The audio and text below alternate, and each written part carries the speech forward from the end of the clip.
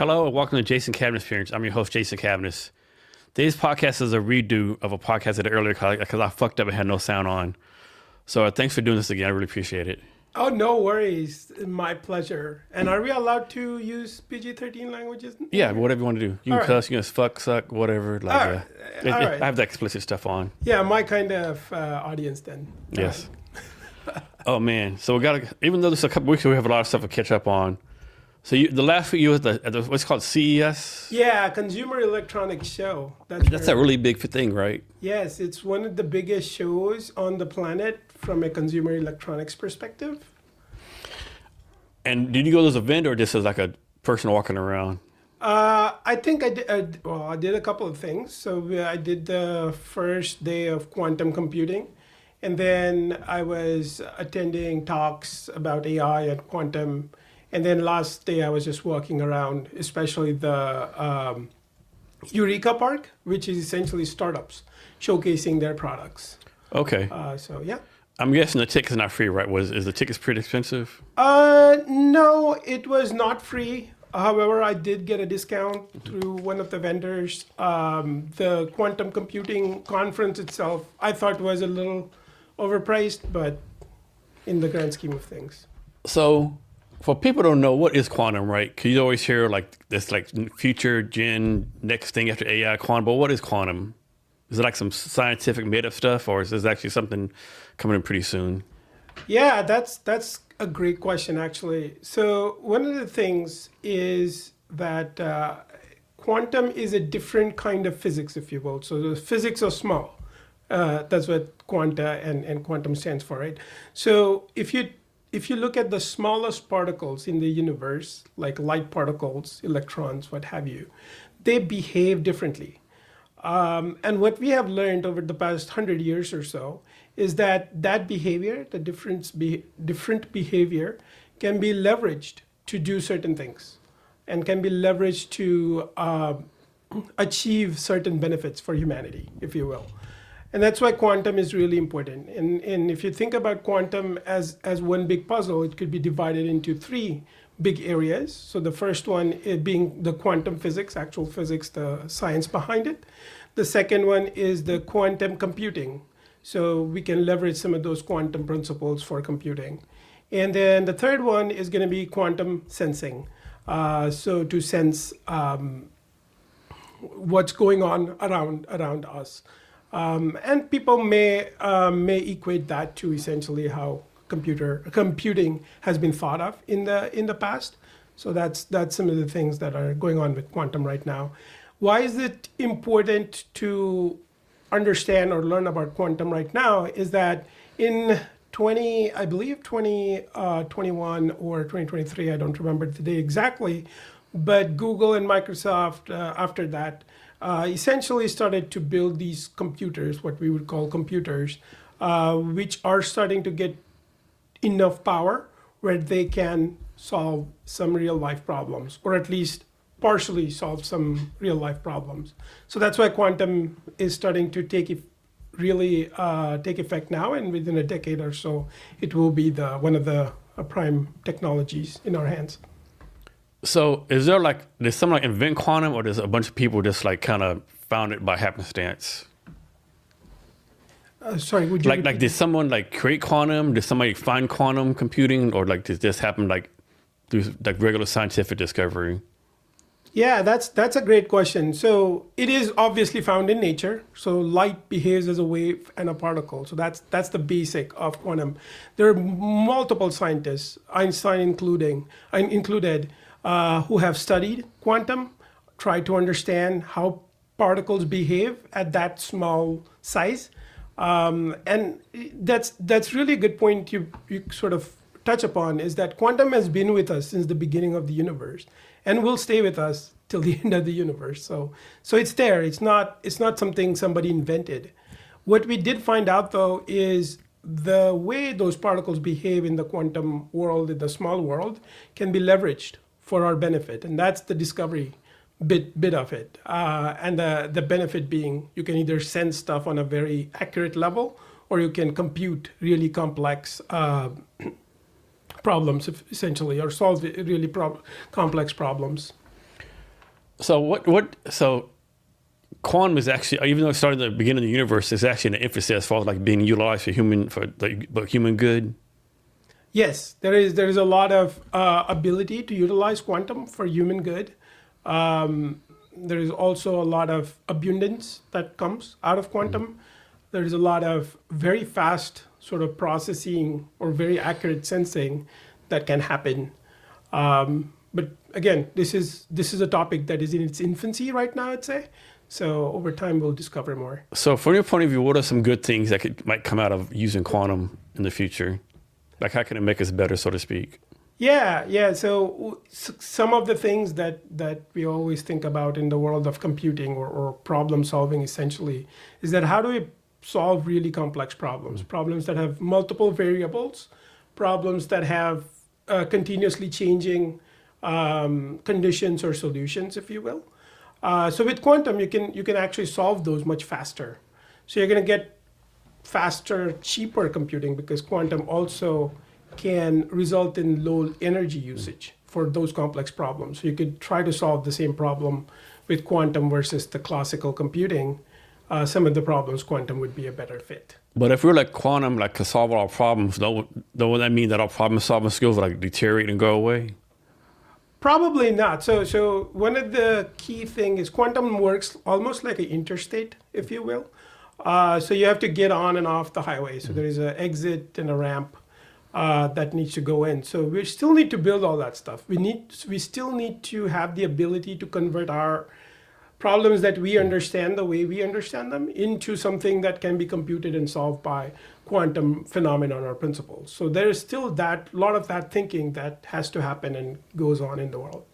So there is a lot of opportunity there. There is a lot of need for people with very strong logical understanding, mathematical understanding there.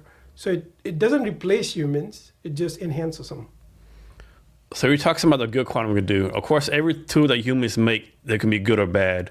What are some potentially bad things that might happen with quantum? Like suppose a bad, evil people get a hold of it, what can they possibly do with it? Yeah, great question. In fact, there is an international community right now thinking about this stuff, right? So one of the things that quantum enables is a particular algorithm, which is called Shor's algorithm. And it has been predicted, not proven yet, but it has been predicted that this Shor's algorithm can break a certain type of encryption. And encryption is how we keep our information secure on the internet. So that's the S in the HTTPS. That's that little lock that you see on the left top corner of your browser, right? So quantum can break some of that encryption. And that's dangerous because of two things. One is if a malicious actor got a hold of such powerful quantum computer, which right now we don't know that it exists, and most likely it does not yet. But if a malicious actor did get a hold of that computer, they can see real time what is happening. The second thing is what they're talking about now is malicious actors might be storing encrypted data right now to then decrypt it later after quantum computer gets to that point. So that's important, and that's why world's leading organizations, governments, what have you, are really looking into this and trying to see how we can get around this problem that will surface itself in about a decade. So I know you always hear like on the news or wherever like tech places that there's a competition or race between like United States and China, like who's going to be AI first, all that kind of stuff. Is there a race between the United States and China with quantum also?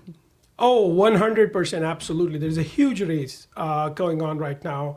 There is different technologies. So United States, for example, some of my research, I'll just talk about that a little bit. NSA, quite a while ago, published a paper or published a article, if you will, saying that some of the quantum technologies, what they call quantum key distribution, versus post-quantum cryptography or PQC. And US and China have taken these different paths where US is more on post-quantum cryptography, encrypting data with algorithms that can sustain quantum. versus China has taken this path of investing more into quantum key distribution.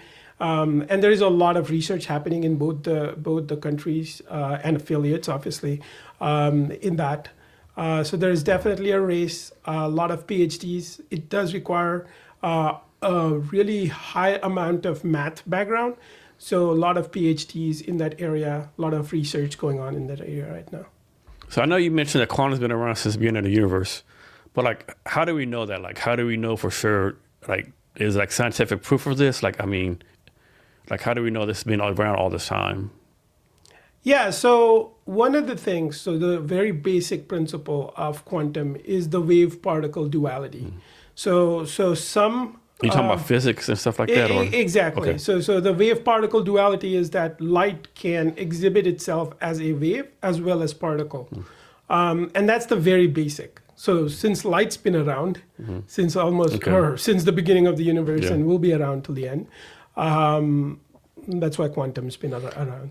Does this have anything to do with, I think it's called dark matter? Did dark matter play in this any kind of way? I'm actually not sure. That's a great question. That's something I'd like to research further on for sure. Okay. So you did a post on LinkedIn earlier where you said females are leading the quantum field. Can you talk about that? Yeah. I mean, I see a lot of very, very capable women leading technology in general today, which is awesome to see. And then quantum specifically is a very research-oriented, deep thinking sort of field. And I see a lot of really capable women leading in various aspects. So within government and military, within private industry, within research institutions. There is a lot of women. I personally feel like whatever events I've been to, the sort of the men to women ratio is more representative of the global population in quantum events versus some of the other technology events like AI, for example, or some of the deep tech events as well. Yeah, I definitely agree. So how can someone either like learn about quantum or get more involved with quantum?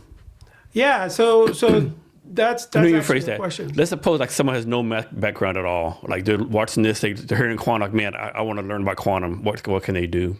Yeah, that's a perfect question actually, because one of the things that my kids who are 5 years old now have started to do, or I've started to do with them, is I was watching this video, and video was showing like a cat going through the wall without actually passing through the wall or breaking the wall and stuff like that.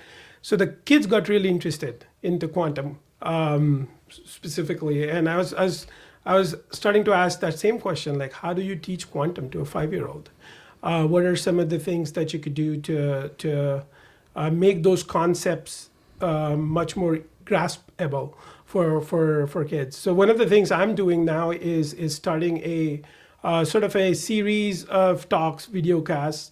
I'm calling it the Quantum Playground, where my goal is to have very visible sort of analogies in what we see day to day, and explain some of the quantum concepts. For example, one of the things I talk about is like, hey, what is the difference between a classical computer and a quantum computer? So the classical computer you can see as a light switch. It can be turned on and off. Can you buy a quantum computer now? Can you what? Buy a quantum computer now? You cannot. So quantum computer is, let's say it this way, it needs a room full of really high technology mechanics to work. Okay. I'm guessing the energy cost is pretty high too to use a quantum computer. Absolutely. Like the temperatures it needs are lower than the outer space. Like I did not know that. Kelvin. Yeah. That's why they're talking about putting data spaces and data centers in space now? Yes, they are. But the quantum requires temperatures that are right now, the ones that are out there require temperatures that are lower than the outer space. And because of that, it becomes prohibitive. However, what you can buy, there are services out there which will sell you quantum compute, similar to like a hyperscaler on the cloud side who sells you regular compute. There are services out there who sell you quantum compute, so you can simulate your algorithms, you can simulate some of the problems. Now, the capacity is really low right now, but there are services out there that do that. Yeah. So next I want to talk about the CES, but first I want to ask you a question. And so tell me if you agree or disagree with me, right? From my opinion, I don't think most Americans have no idea how advanced tech is, right? I think most Americans, they go to the 9 to 5, they might get on an iPhone, but they have no idea it works. Like they have no idea that quantum exists. They know AI exists, they don't know how really advanced it is. Like they have no idea there's robots out there doing backflips and like working as maids. What's your opinion on that? Yeah, I think that's valid, and I think as humanity progresses, especially within the U.S., we have to learn better, and we have to teach our kids a little bit better too, in terms of trying to peek behind the surface. In the pretty much my generation, people just are leery about technology in terms of like wanting to peek behind the surface. Yes, there are a lot of users, but to ask that question, critical question of, hey, how is this working? What data is it collecting around me? How can it be misused? Right. So, for example, you talked about iPhone. Great example. Many products are built so that users don't fully understand the mechanics of the things. Like many Americans understand the internal workings of a car really well. So similar thing. You have to open that hood to be able to see where the engine is, how it works, and stuff like that. So the CES, that's a week-long conference? Roughly, okay. It was from Tuesday through Friday. So I know I watched a couple of videos on YouTube. This guy was there. He would like do 10-minute videos. It was like day 1 of CS, day 2 of CS. He showed us some small things, right? But talk about some of the tech you saw that like really excited you. Yeah, so CES this year was very primarily focused on AI, robotics, and personally, I was involved in Quantum a bit, but AI and robotics were the two things. So some things that were really exciting were there were a lot of humanoids this time around who could actually perform certain things. So this robotics company I talked to, they had built a robot that would do like back surgery, for example. Another one was just a robot that would hand you do your daily chores, their daily tasks, and what have you. In terms of cars, there were a lot of electric, self-driving, AI-driven cars who could essentially drive around with you or drive around without a person in it. So one of the biggest things I could do is ask my car to go pick up my kids. Isn't that cool? I spend 2 hours today to pick my kids up every day. So yeah. And then there was also the drone sort of helicopter, which I was really excited about. And then Eureka Park was also very exciting. Yeah, I think with tech is always presents new problems, right? Because of course it'd be nice as a parent not to spend like 2 hours picking your kid up. But then again, even though the 2 hours going there, might be a waste of time. The 2 hours coming back, you get to spend your kid, right? Mm-hmm. And your kid might be like, hey, man, my dad don't give a fuck about me because he's bring the car to pick me up, right? Mm-hmm. So I think that's a problem too, right? Yeah, absolutely. And you still have to find ways to spend time with your kids. But I think in the grand scheme of things, for example, like for CES, I had to go to the airport. And the airport is roughly 45 minutes away from my house. This is in Vegas, right? Yeah, okay. This is in Vegas. So okay. I flew from Seattle to Vegas. Yeah. So one of the things we had to do is my wife had to drop me off 45 minutes. Yeah, and airport traffic in Seattle is always crap, yeah. Yeah, absolutely. So something like that, perfect for like, hey, car, drop me off at the airport, go back home. What we need is a Star Trek technology. Beam me up, Jason. It's funny. Yeah. I would love that too. Yeah. So I know one thing I saw on one of those videos I watched were like, I think what's it called? The Boston Dynamics was there, I think. And they had a robot do a backflip. But the robot did a backflip, but it kind of fell down and got back up. And people were like, oh, look, this robot's so advanced, it can make alterations, whatever. I'm thinking, or did they program it to do that, right? Did they program the robot to do a backflip, fall down, and then get up on his own, right? Yeah, it is possible. I did not see that particular demonstration, but it is very possible they might have programmed it. One of the things that they were, or I was part of, is that they had a service animal, the real dog, and the robot dog, and they basically made them do the same tasks, and talked through us about like how a robot dog might be different than like a natural dog, if you will. So that's definitely it. Yeah. So that's what you're pulling up, right? Yeah, I think I'm gonna try to find the one.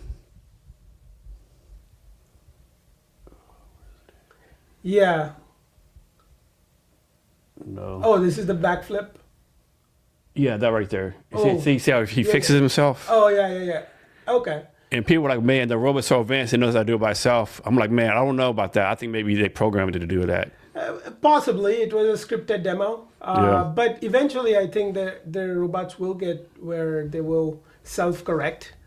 And I think one of the exciting things was that they are working on robots for manufacturing, where robots can essentially be leveraged either instead of or with people on production lines. Do you think people be comfortable with the robots in their house, like, doing like manual labor, like cooking food, cleaning the house, all that kind of stuff? You think people are like, no, I don't want that?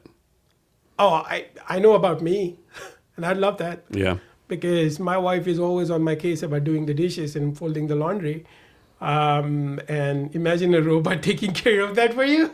Oh my God, I'd love that. Yeah. I don't know. I think some people like will be old school. Like, I don't want to like I know people, even though they have dishwashers in their house, they still wash dishes by hand, or they use a dish rack to put dishes in there. Like, what are you doing, right? Oh, I wash the dishes better.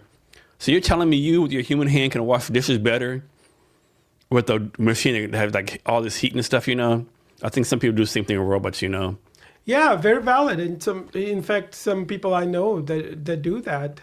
And I wonder how it'll go through the generations. So for example, if people like my kids, they were born after the internet. So they only know internet. So they're completely okay to use internet. I think someone being born today, I think someone born in 10 years, they're going to grow up with robots everywhere, right? Yeah. It's going to be, they'll probably have more robots around than human beings. Yeah, exactly. And that's the key. Now, I think it's really important too to teach our kids and our next generation in terms of like, how do you actually assess what the robot is doing? Yeah. Is the robot doing the right thing? How do you understand that the robot is a robot and not a human being? So an anecdote, one of my kids and I, we were co-sleeping, and I think we have one of the smart speakers, and they released a generative AI module, and I had enabled that. And it almost started talking to my son as if it were their friend. Yeah. And the son was like, hey, smart speaker, I wouldn't call the name out, but hey, smart speaker, how do I look? And all. So they're starting to bond or form these bonds. Like it's things like all the ChatGPTs, Claude out there, for a while people there was a thing on OpenAI where like, hey, OpenAI, tell me about myself. Yeah. And it'll like be really dead on. Like, or no, the thing was like, tell me something about myself I might not know that you do. And it would be dead on. Like, oh shit. Like, that's fucking dead on. Like, yeah. Yeah. I mean, if you've provided enough context, yes. In fact, I have a story about, in fact, a family member of mine got detected with cancer not too long ago. And I fed the initial reports before the diagnosis was confirmed. I fed the initial reports and asked it for diagnosis and the prognosis. It gave me exactly what the stage was at, what kind it is, and how long the person is expected to survive. I mean, it's scary accurate. Very, very accurate. You ever watch a TV show? I think comes on Netflix called Black Mirror. No. It's like a futuristic tech, like exposure. So there's one episode where like there's a man and woman. They're married, right? They're kind of struggling. I can't remember the woman had like either brain cancer or something wrong with her brain, right? and there's something going on with their brain, right? And somebody told us, you go check this place out. They fix brains, what they do something to the brain, right? And they said, yeah, we'll fix your brain real cheap, whatever. She was like, remember, like something's going on the brain, right? And so they fixed her brain, and she was like operating, really good. But then the company would start running ads on her brain, right? So like she'd be working, and she would just all of a sudden say, like be able, hey, buy, so and so Waterburg, or buy this or buy that, right? She's like, what the fuck is this shit, right? Yeah. Oh, that's, since you got such a cheap price, we get to run free ads on you like every 2 or 3 days, right? Yeah. And it kept getting worse and worse and worse, right? Yeah. Where finally, they decided like just kill themselves, right? Instead of like doing the ads, right? Oh. Yeah, because like they're doing ads on her brain like pretty much every hour in the hour, right? And it took her, and like anything. Well, if you upgrade, it's less ads, right? Mm-hmm. Of course, they're like, well, you didn't tell us this shit, right? Well, it's in the fine print, right? Yeah. Because no one reads the fine print. Absolutely. And so like 6 months later, a year later, like basically this lady's like doing ads like 10 minutes every hour, right? Yeah. Like what kind of life is that, right? Yeah. And they're poor, they can't afford to upgrade at free space, right? And when they do upgrade, 2 months later, there's this new super duper blasey thing, right? And so I think that's the thing a lot of people are scared of, right? That you do all this tech stuff and tech's gonna take over, and these bad people like put ads in your brain, AI stuff, right? You think that's a valid concern, or is that all like TV stuff? I think the concern is very valid. I'm particularly concerned about what kind of data we are giving AI right now and what it's going to do with it, or what it can be repurposed to do with that data. Very valid concern. I think also the way we handle privacy and the way we handle approval of data sharing is really weird. Like you have to opt out to not give somebody your personal information. That makes no sense. So one of the things that we need to change is that it should be an opt-in rather than an opt-out mechanism. I mean, that's how a lot of email things are, right? A lot of email subscription magazine stuff, you have to opt in or not. If you don't opt in, you don't have to provide opt-in. I know in the state of Washington, you don't provide opt-in, and they report you get spam, all that kind of stuff. And there's all this kind of negative stuff as far as your email deliverability scores. Yes, absolutely. And then Google kind of puts the emails through spam, which is amazing. So one of the things that we need to start thinking about is how do we let people opt in? And more importantly, how is that opt-in not a once and given thing? People's situations change. Yeah. How they see their own data changes. Their own data doesn't agree with them anymore. So at some point they might have to, or might want to. This is the one thing I always wonder, right? Like they use your data, they sell your data, all this kind of stuff. My thing always been like, if they're using my data and they're selling it like these companies, shouldn't I get a fucking cut? Actually, shouldn't I get a cut, right? Yeah. Like if Facebook, Google, Sonic, all these companies use their data, whatever. They should be giving people a cut, right? I'm not saying like 90% or whatever, because they're all doing the work or whatever, man, at least 5, 10, something, right? Yeah, absolutely. And there was a Netflix show that actually talked about some of this stuff. And I am blanking out on the name right now, but there was a Netflix show, and I really like this quote from it, and I'm paraphrasing here, but if you're not paying for the product, you are the product. Yeah, exactly. Yeah, so that's what's happening. Obviously, the way capitalism, or at least our flavor of capitalism works, is companies try to retain as much profit and are incentivized to do so. There is no taking care of people in the process. Some companies are trying to change that, so that makes me feel a little optimistic. But many big companies can be said that they might not. Yeah. This show was on a long time ago. You ever watch a show called Parks and Recreation? Yeah. And what's the name? I think his name is Ron. Yeah. You ever watch the episode where what's that lady's name? Her real name is Aubrey Plaza. Yeah. But I can't remember the name of her character, right? Was it April or something? April. It's April, yeah. So Ron's in the office. April's working, and he says, "April, can you come here?" I said, "Yeah." And you're like, what the fuck? I mean, he didn't cuss on TV, but he's like, what is this? What do you mean, Ron? Why am I getting all these ads on my computer, right? Well, did you go someplace? Yeah, I want to hear, but I'm going to ads from the place. Yeah. No, did you buy something? Yeah, I bought something maybe a couple days. Oh, so those are called cookies. And she explained it to him, right? And he's like, what is this mess? I don't know. What is this? This, whatever. And she's like, oh, well, you want to get mind blown? Go to Google and type your address in.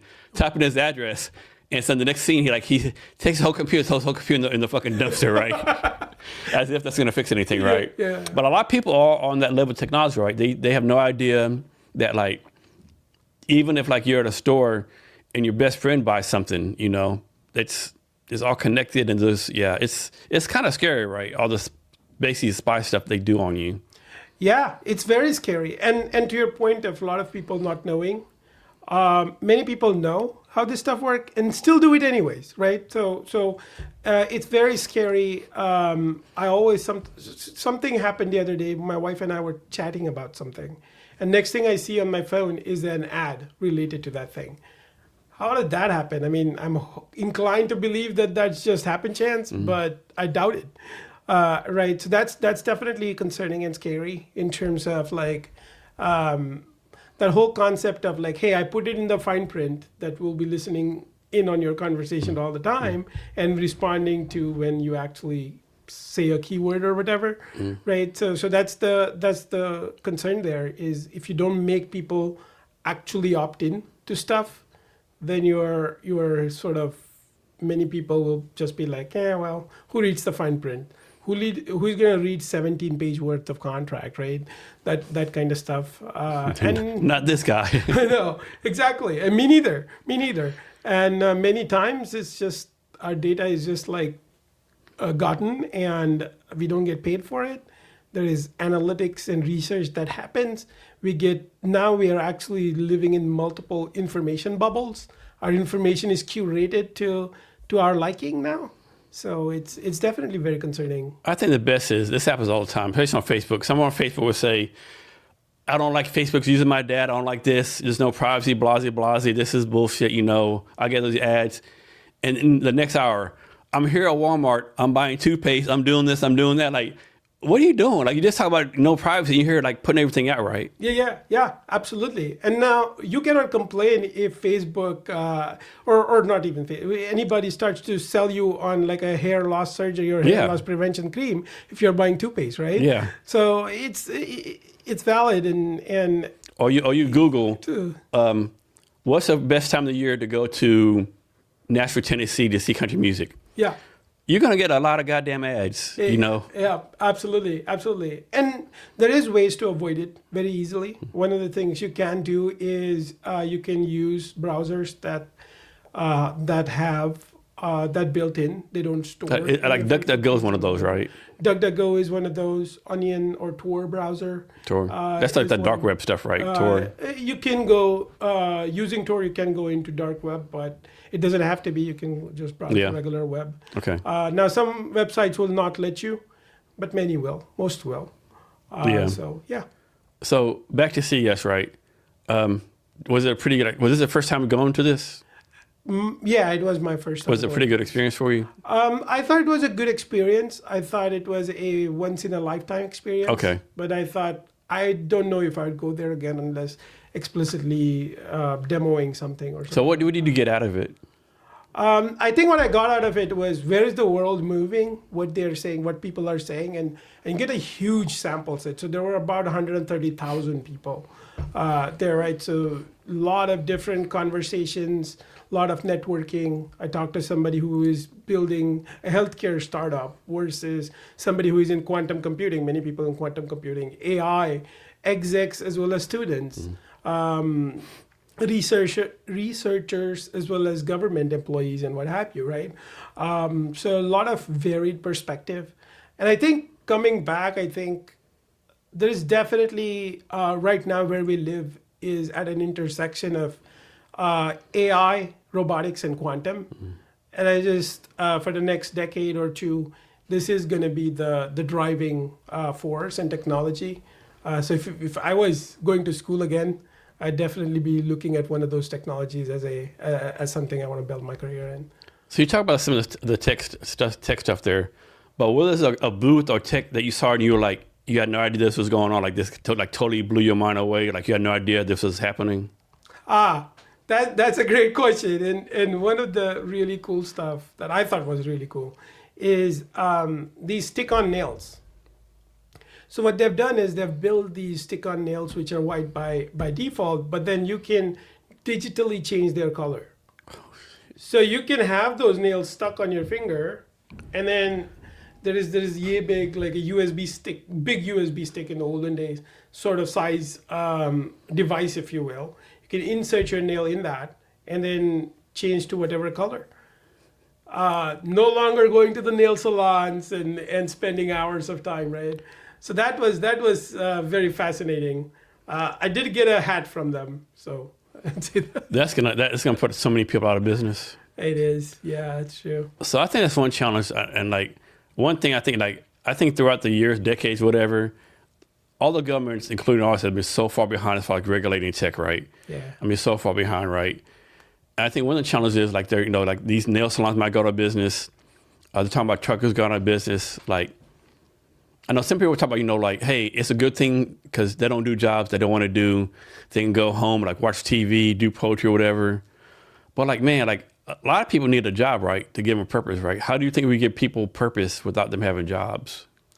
Yeah, and that's something I spend a lot of time thinking about, and how AI especially is displacing workers and jobs and what have you, right? So one of the things that I always go back to is that farming example.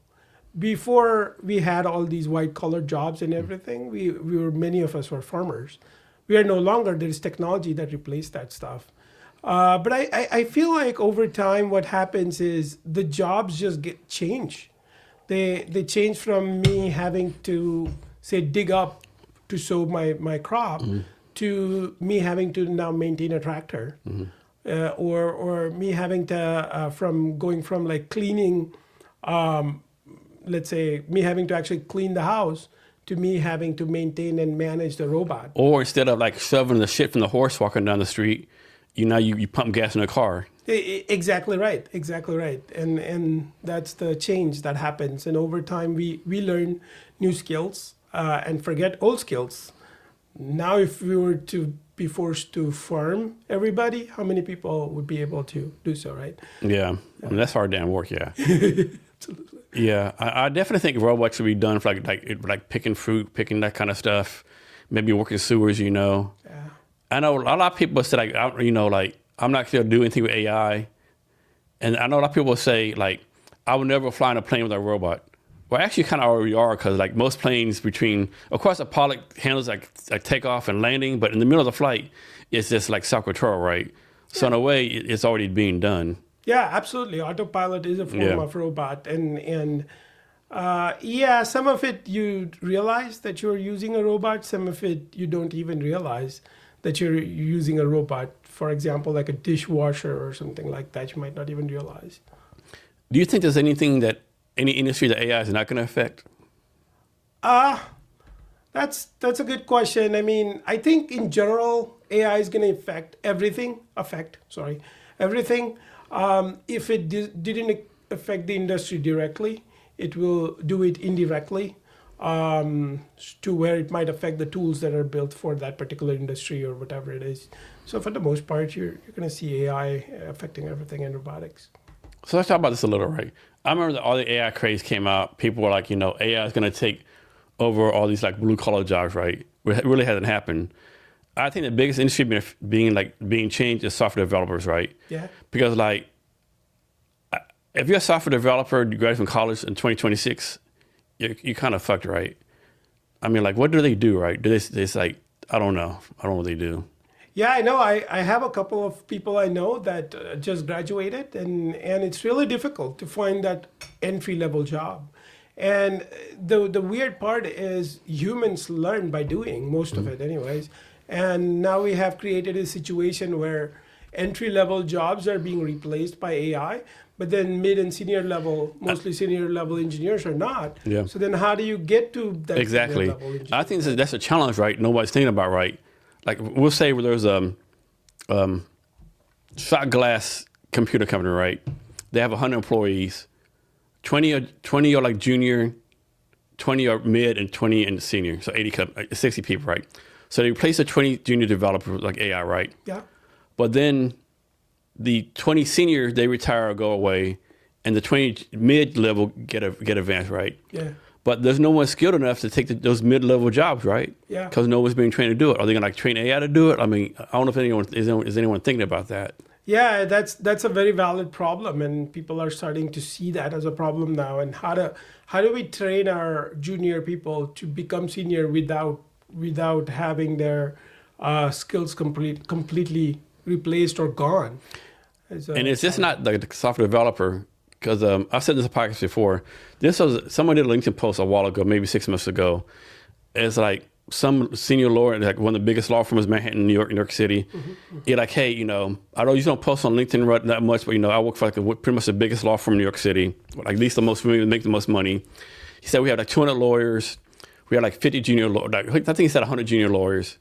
And so every year, like we hire 50 and 50 leave, right? Mm-hmm.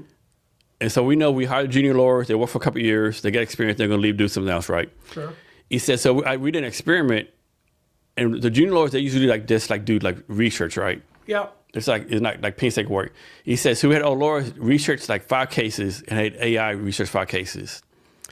AI did way better every single time.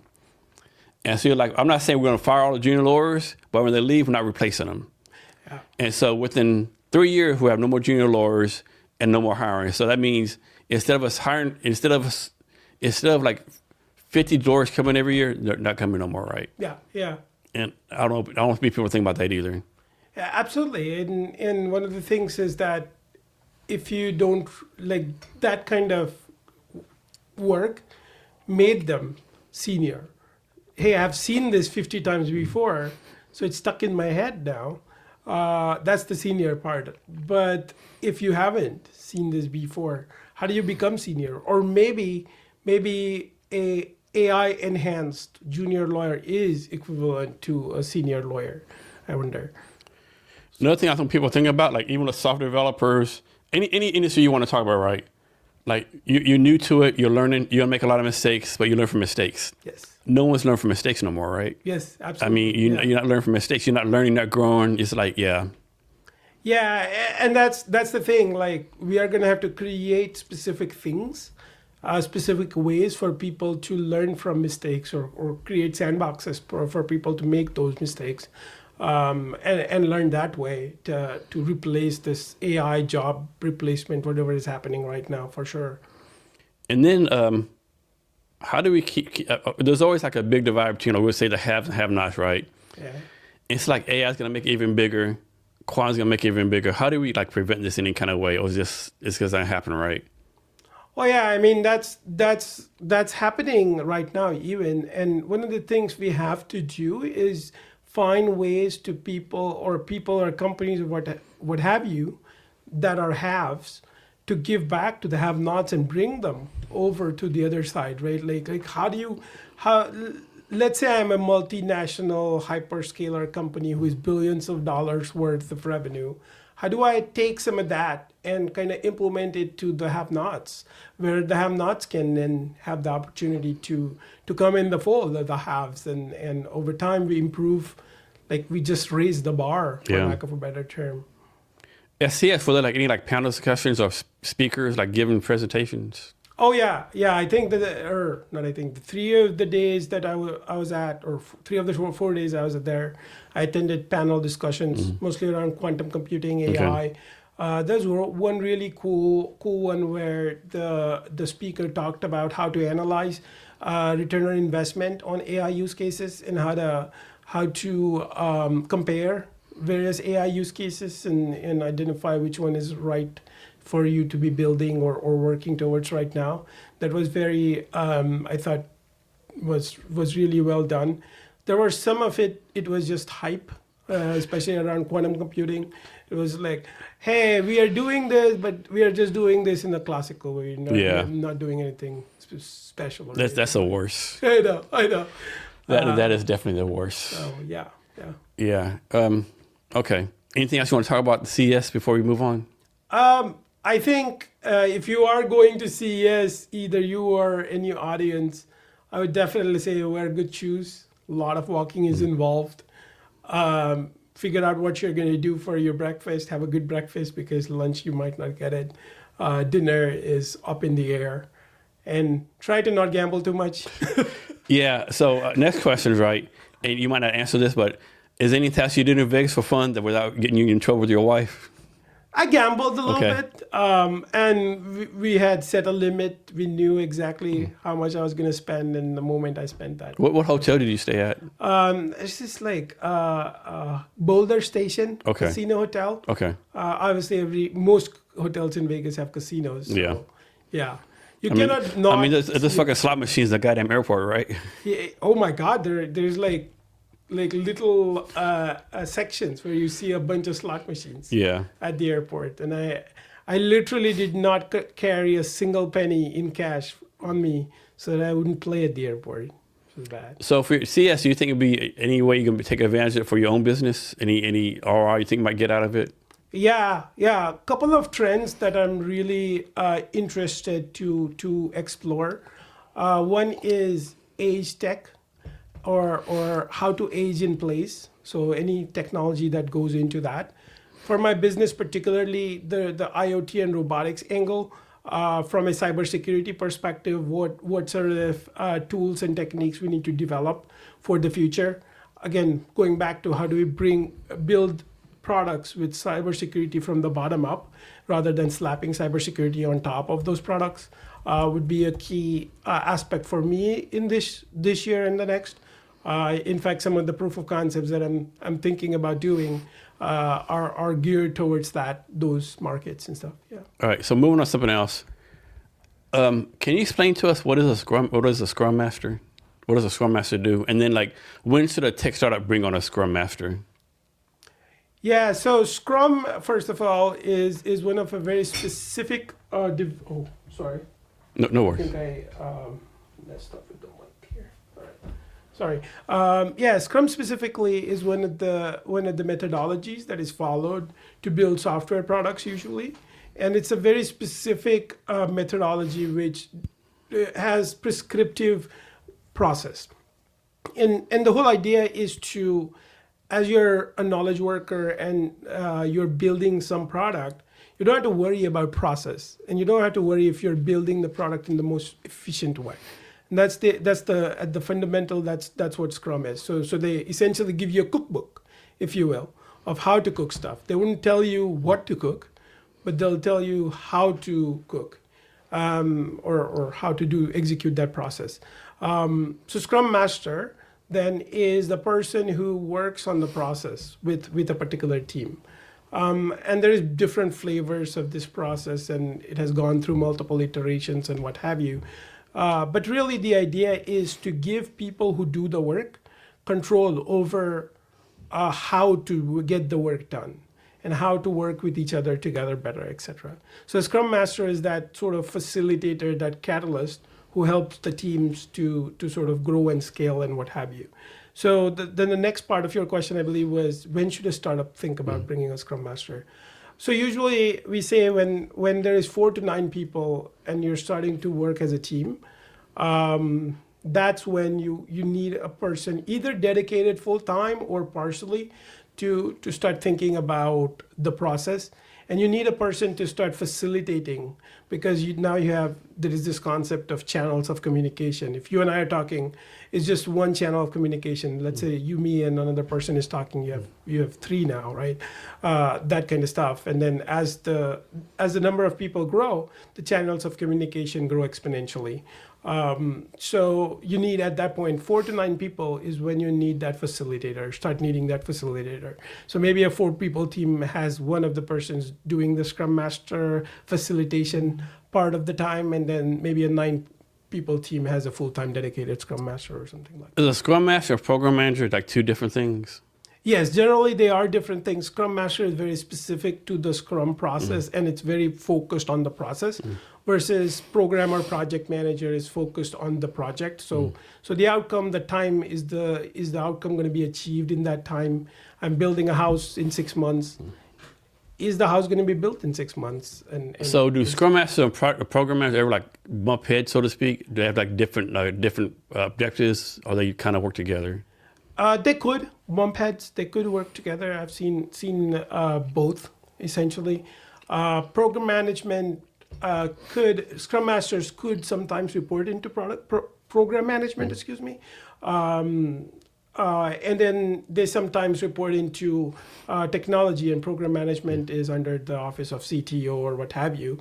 And in that case, they could be incentivized to do different things, or their successes or their metrics for successes might be different, and that could cause some rift. Yeah.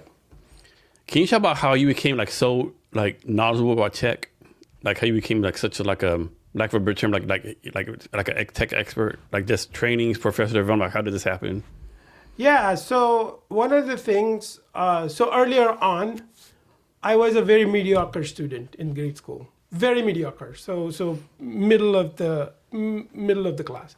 So if the class was 60 people, I was like 20, 25. But then after school, I went into vocational training. So what would be comparable to an associate's degree, if you will. And that's when one of the things that struck me is that. And you were just going in India? This was in India, Okay. yes. So one of the things that struck me as the impact of my work mattered a lot to me. And that drove me really. Like when I was in grade school, I was learning history and geography and all these science, not understanding like how it actually impacts the world. But when I went to associate that vocational school, I started to see like, hey, if I'm building an engine, this will go in the car. That will help people drive. If I'm building a turbine, that's going to create power. I was mechanical engineering.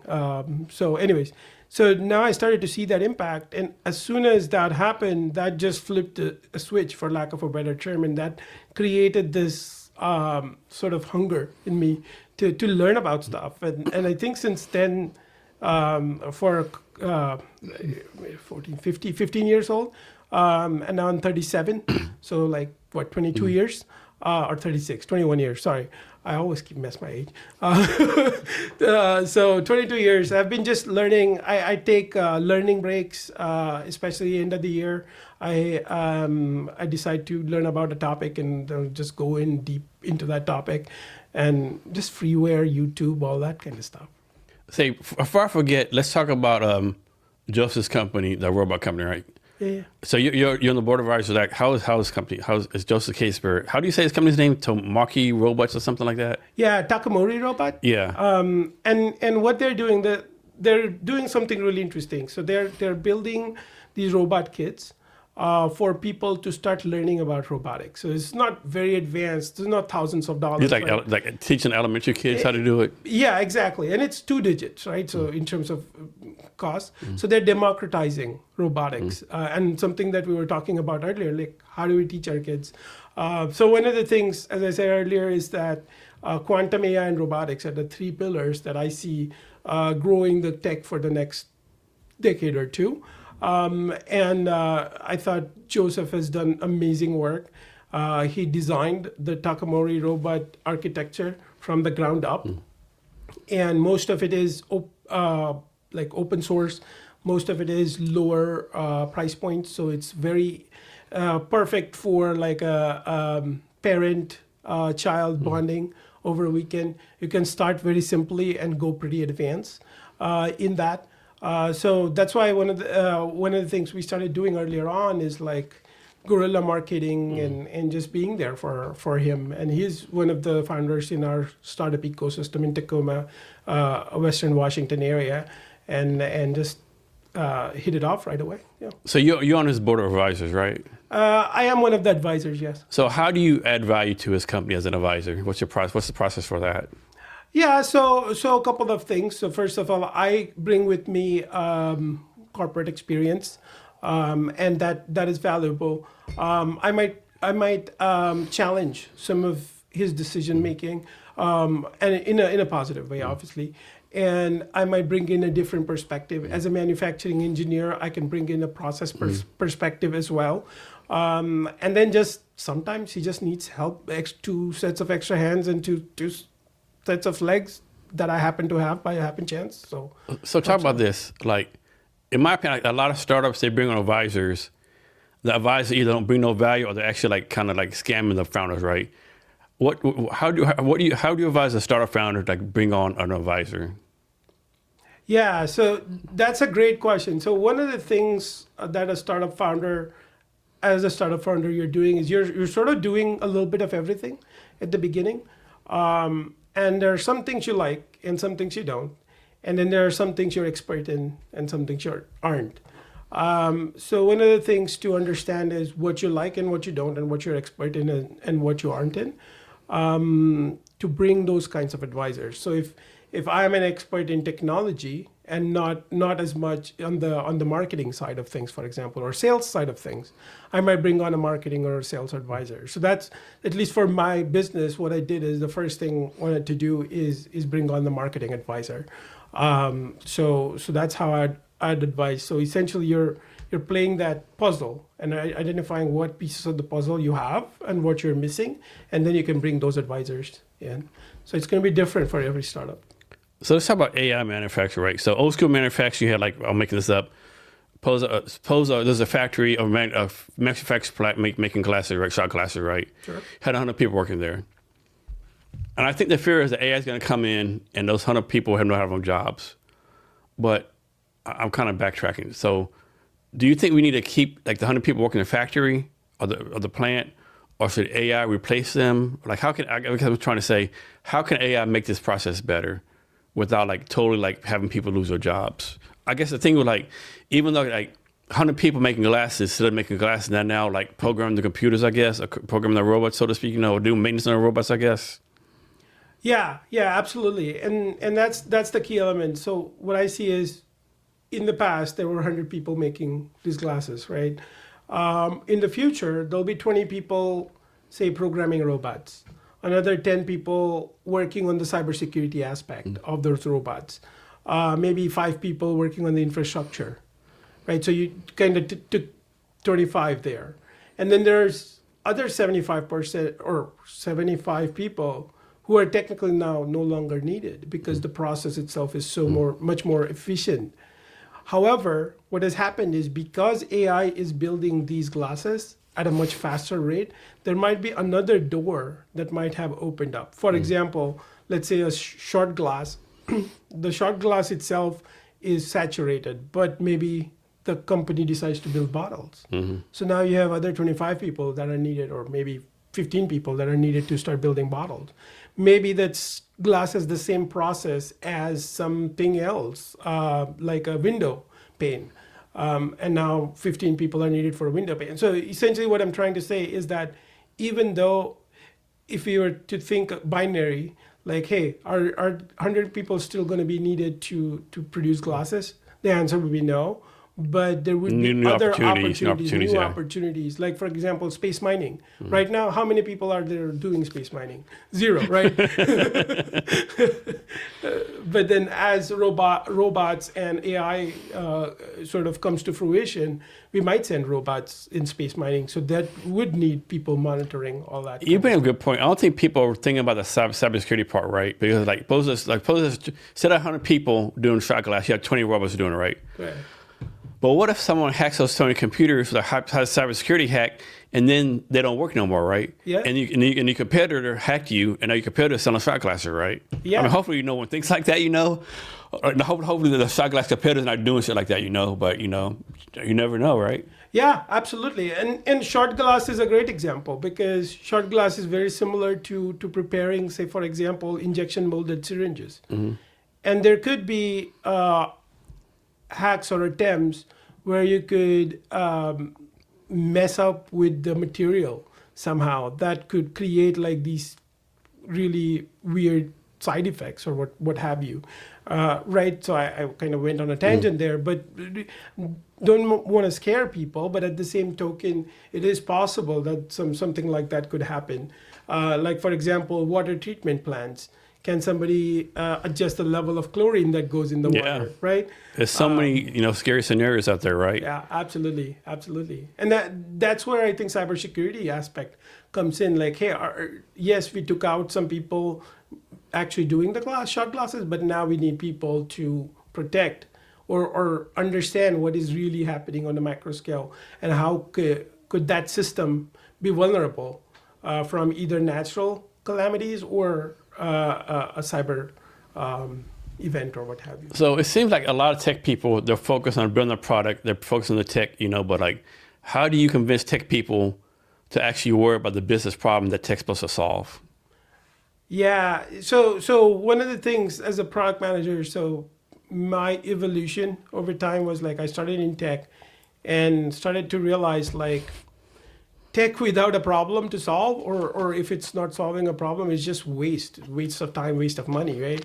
So one of the things we want to do is start to go what we call outside in. So try to understand what the problems out there are, and then kind of backtrack your way into what solution can either fully or partially fix some of those problems. So like, for example, with the quantum stuff, like the problem is there's a whole bunch of people where quantum technology needs PhDs and math, like really deep math and stuff. Whole bunch of people who don't know how to get into quantum, right? So how do we then solve that problem? And you can solve that problem plethora of different ways. But the main important point is solving that problem. And so, talk about the importance of people making data-driven decisions. Like a lot of people, like in charge, or whatever, they like, oh, my gut, my intuition, I have a feeling. Of course, you need to do that sometimes, right? Because sometimes your intuition does make the best decisions. But like, I think there needs to be a balance, like analytics, data, and your intuition, right? Yeah, absolutely. And they're, in my mind or my experience, they're sort of intertwined. So think about it like, hey, I got an intuition that these areas are going to go forward in tech. Therefore, and you get the intuition from, and back to the AI stuff, you get the intuition from like learning and doing problem solving and all that kind of stuff, right? Yes, absolutely. And then once I get the intuition, I try to critique it. I make that hypothesis, and then scientific method, right? I make that hypothesis and then collect the data either prove or disprove that hypothesis. And then once I collected the data and objectively analyzed it and either proved or disproved my hypothesis, then I create a new hypothesis. So that's sort of a cyclical nature between data and intuition. And I feel like both sort of work hand in hand, and you cannot have one without the other. Like if you didn't have or if somebody didn't have any intuition, they wouldn't know what data to collect. Or if somebody didn't have any data, they wouldn't know which of their intuition is right, and they would spend a whole bunch of time and money building wrong things. What's something about tech that excites you? I think it's an opportunity to level the playing field and sort of bring the haves and haves not together. It's weird, right? Right now we're looking at tech and we're seeing the haves and haves not, and there's a big divide between haves and haves not. But if we kind of step back and look at like our history as humanity, I feel like now more people have better life prospects than maybe even 100 years ago. And part of that is because of tech, I'd say. Like, for example, somebody like a middle-class person looking for treatment for a disease like cancer 100 years ago, they might not even have survived. Today, they can go get a surgery. They have a fighting chance today. Fine chance. Or at least extend their life for a few years. Exactly. Extended the life for maybe a decade. That would be great, right? So that's kind of stuff. What's something about tech that kind of scares you? Yeah. So scary part, I think, right now is the amount of data and personal facts that are out there. And with AI and computing power, one of the things that I'm really, really scared about is what AI can be leveraged to do with that amount of data. Like all our pictures that are out there, everything that we post on Facebook and comparable platforms, not just Facebook, everything, social media, all the opinions and thoughts that we have that we just blurt out in comments, liking somebody's comment, disliking somebody's something, following certain podcasts, following certain market trends, buying certain things, paying for certain things with credit cards, all that data that we have out there about ourselves, how can that be leveraged against us? Yeah, I think it was kind of horrible and messed up. Like you might like a post on whatever platform 5 years ago, 10 years ago, Yeah. and it comes back to bite you in the butt, right? Oh, you like this post from this guy, he was a friend, but now 10 years later, he like killed people, right? Yeah. How do you like his posts? I don't know he's gonna kill someone in 10 years, right? Absolutely. And I mean that's kind of exaggeration, right? Sure. But sometimes like that stuff goes on, right? Yeah. Like I like the post. I didn't know he was like that kind of person, right? Yes. I just like that. Yeah, it kills me. Yeah. What are some of the things that excites you and you're scared about? Oh man, so what excites me, just the opportunities, right? Like people will say like this is like the worst time to be alive. I think it's the best time to be alive, right? There's so many opportunities out there, right? I mean, it's like I think my grandkids, great grandkids would be traveling in space, right? Like health wise, like time we live is longer, right? Mm-hmm. Of course, that causes more problems, right? Because like you live longer, like in Japan and Asia countries, people living longer, like how you do that kind of stuff. And things that scare me is like like just like that book like 1984, like the bad people get hold of the tech, right? Like control you, right? Yeah. But my thing is right is like I could be wrong. I know a lot of people don't like tech, like don't like change, but like I don't think there's ever been a time where new tech comes out and the new tech made like human life worse, right? Yeah, overall. Yeah, like overall, every tech has come out and made life better, right? Even like way back in the day, I consider fire the first tech ever, right? Yeah. I'm sure back in the day, like, oh no, we're used to eating meat raw, right? Yeah. What's this fire gonna do? It's gonna change things, right? You know that conversation happened, right? Yeah. I think and then like they figured out how to do tools, right? Oh no, if we use a tool, it's not like the same as digging with our hands, right? Absolutely. I just think every tech throughout the human history has made life better. Yeah. It has, I think there's no tech that's this tech got invented and like millions of people died, or like this tech got invented and instead of living 80 years, we only live 30 years, right? Yeah. I could be wrong, of course, like maybe somebody invented like a new biological disease, as a new tech, but I don't know. I just think every time tech is invented or made or whatever you want to call it, our life as humans have gotten better. Yeah, absolutely. And tech makes the lives better. And one of the things, even for techs that are maybe dubious, questionable, like nuclear, for example, right? Even without nuclear, we wouldn't have cancer treatments, for example. Without nuclear, we wouldn't have ability to generate power, which is very I mean, nuclear's been proven to be the cleanest energy ever. It's like it's the best energy ever. Absolutely. Of course, when it goes wrong, it goes fucking wrong. Yes. Absolutely. Yeah, Chernobyl, Fukushima. Yeah. But I think both cases of those, like in 3 Mile Island, when they were bad, it was because human error, not the nuclear. It's like human engineering that did it wrong, right? Yeah, absolutely. And think like, okay, nuclear energy's been around since 1949, 1950. So we have like 3 accidents we know about, right? I think it's 3, right? Every day there's like oil leaks everywhere, right? Yes. Every day there's like, I guess it's kind of compare like, like driving a car versus flying an airplane, right? Yeah. If you drive a car, like here in Seattle, I-5, there's like 4 or 5 accidents a day, right? Yeah.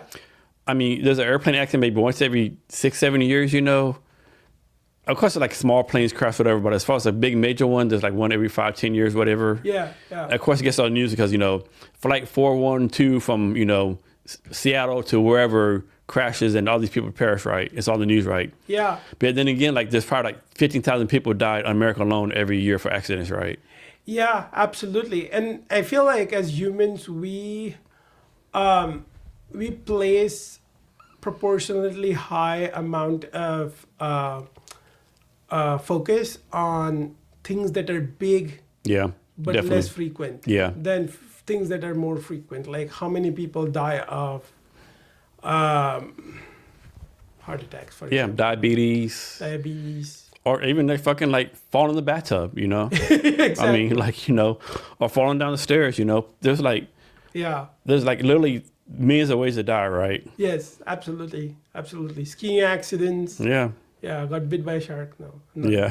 Hold on. Yeah. Alcohol poisoning. I mean, you could walk on, you'd be like people, someone could be on the phone walking across the street not paying attention. Oh, the light screen and turns red, like bam. Yes.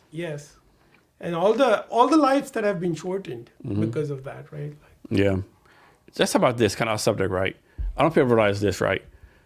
Like, think about how many experiments humans have done to get us where we're at right now, right? Yeah. Like, think how many humans back in the day got bit by a rattlesnake before they realized you might not want to touch a rattlesnake. Yes. Like how many people kind of ate a poison berry, Yeah. Like I think humans, back in the day, we owe them a lot of gratitude because they did a lot of experience for us. And now we've learned, okay, you might not want to do that. Don't do that, like, you don't want to fight a polar bear. I think we've done like a lot of human experience, right, to get us where we're right now, right? Yes, absolutely. I mean, flying, just as we are saying, like as people were inventing flights, so many people have died. Can you imagine, like in the prehistoric days, some like prehistoric man, oh, I see this bird flying, let me jump off the cliff and fly too, right? Yeah. I'm sure there have been trials, but not very successful, I bet. Yeah, exactly right. What do you think makes humans different from like other animals? Like what makes it different, like from gorillas or monkeys or like fish and chickens? What do you think makes humans different? Yeah, that's a great question. So I think our collective sort of smartness, if you even say that term right, makes us a little bit different. But that also weirdly makes us a little bit dumb. I feel like we would do stuff to our bodies that an animal would never do. That kind of stuff.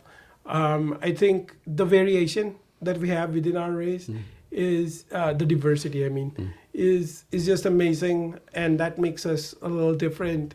The ability, the ingenuity to build something from nothing, to understand and solve problems, to move forward, makes us different for sure. The entrepreneurship, the ability to go do something that you don't know you would be successful at or what have you, that makes it different. I think one thing that makes us different is, and I could be wrong, like I think we're the only species that we always have to improve stuff, right? Yeah. Like you don't see like chickens. Oh man, let me find a better way to eat. Yeah, we have to have a better iPhone. Yeah. I'm sure that company made the shot glass like next year. Like let's make a better glass. Like you always have to improve everything, right? Yes. Like we're not in general. We're not like happy. Like we're not really content as a species. I don't think. Yeah. We have that hunger of moving forward and plus exploration, right? So we always like even like you're walking around in your neighborhood, like, man, I've never been there before. Let me go here, or let me go here. Like, I'm sure like most animals have their own little territory, right? Like a polar bear in Alaska, and I can go and we're like, hey, I've never been to Canada. Let me go over here, right? Right, exactly. Yeah. Venture out, the ability to venture out in the ingenuity. Curiosity, that kind of stuff. Yeah. I think it's definitely a human trait, right? Yeah. So talk about how you go about capturing opportunities. Yeah, I think in general, so trying to understand where the world is going, what it's facing, some of the problems it's facing. I think that in general, like always be expanding the horizon by attending like different kinds of events and all that kind of stuff. Just try to see, I try to see stuff from other people's standpoint. If I was a graduating engineer right now, for example, or if I was somebody who didn't have all the privileges that come with be living here in the States, especially Pacific Northwest, and for example. So what opportunities are there? Just trying to understand that, and then sort of pairing those up with what can be solved and who can solve it, working with those people, understanding what drives them, and working with them to get some of the problems solved. Can you talk about an opportunity you might have missed in the past? Oh, there is a lot of opportunities I have missed. And for every opportunity, I feel like I've achieved 10 opportunities I've likely missed. One of the opportunities is I worked for a company that I had stock in, and then I think I stopped working for them for a while or for a bit, and then moved on to another company, and that company ended up getting sold. So that was a missed opportunity. I spent 9 years learning about mechanical and manufacturing engineering, and that time I could have spent learning about computer or electronics engineering, and that feels like a little bit of a missed opportunity. But hindsight, right? Like, am I going to spend 9 more years learning about electronics like that in a college setting? Probably not, but I'll still keep learning from like YouTube videos and little courses and conferences and stuff like that. Yeah. So what does servant leadership mean to you? Yeah, so that's a great question. So from a servant leadership standpoint, so in traditional leadership is leader tells people what to do and people sort of follow, right? Servant leadership, in my mind, is exactly the opposite. Servant leader is always trying to understand what people are facing and trying to expose it to them, back to them, so that they can identify and solve their own problems almost. So serving the people who you work for almost. So in the traditional hierarchy, you see CEO at the top and then people at the bottom, if you will, right? Like in the food chain, so to speak.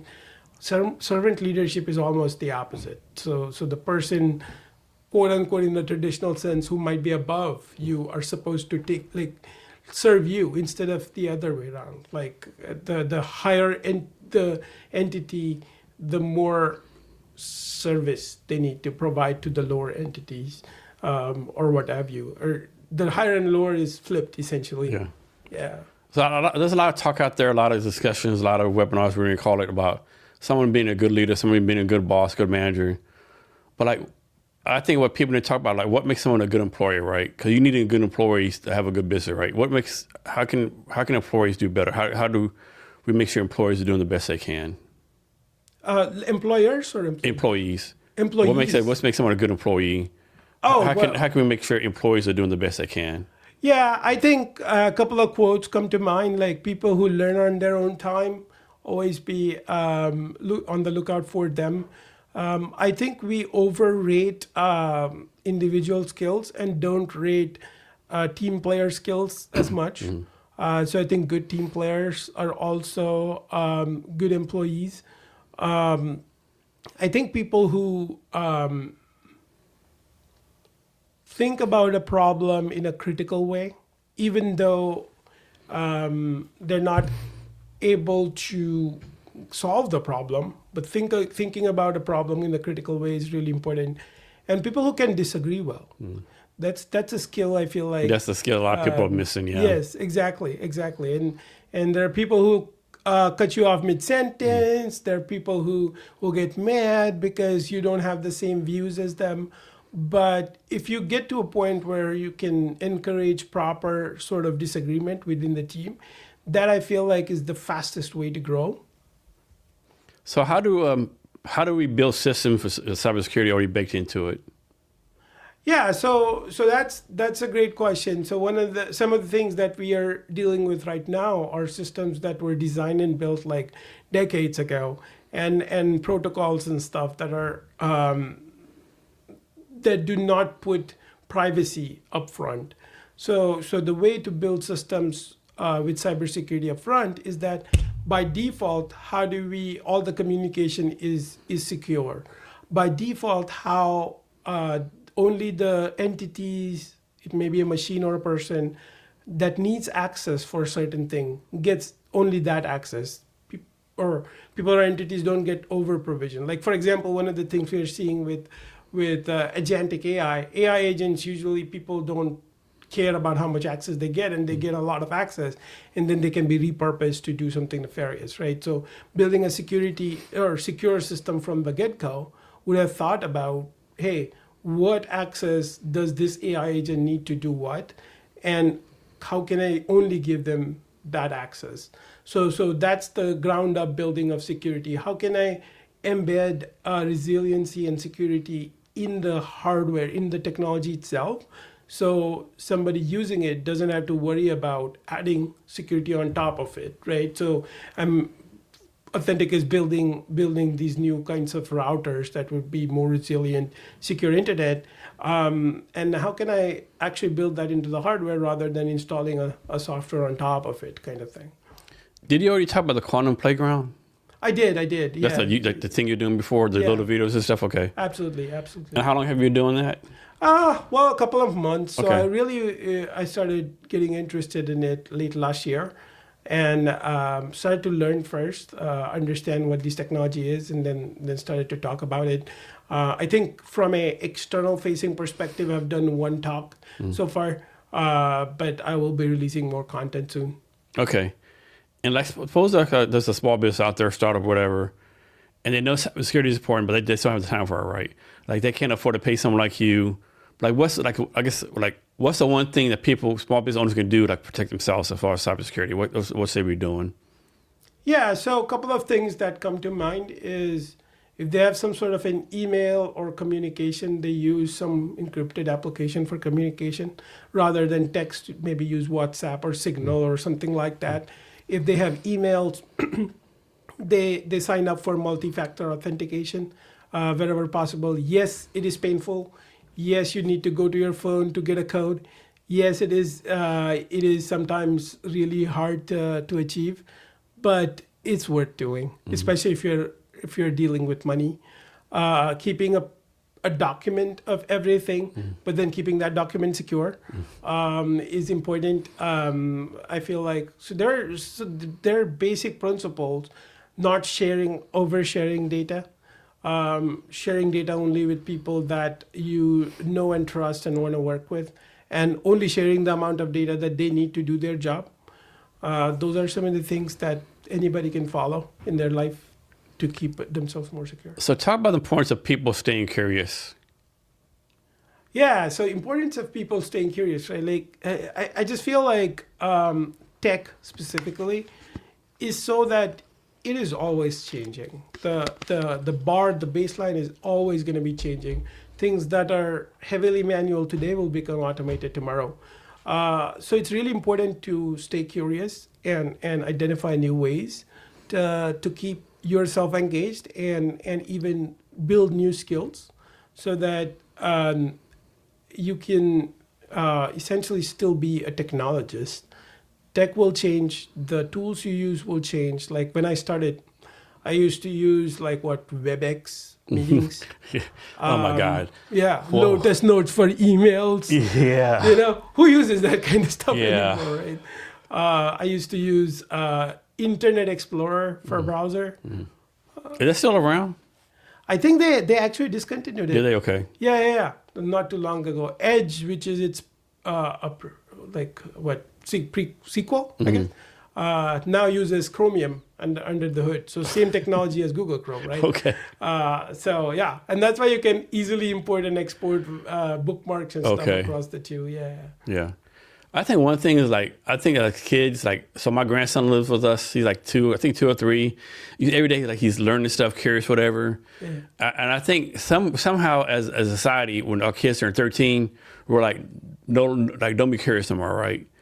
Like we take a curiosity away from the kids, right? How do we solve that, right? I think it's a society problem. I think it's something the schools does. I think it was kids like 13, 14 that were like, okay, do it this way, do it that way. We kind of punish them for being curious, Yeah, absolutely. Like, how do we teach people is really important. I feel like growing up in India and then having an education in the U.S.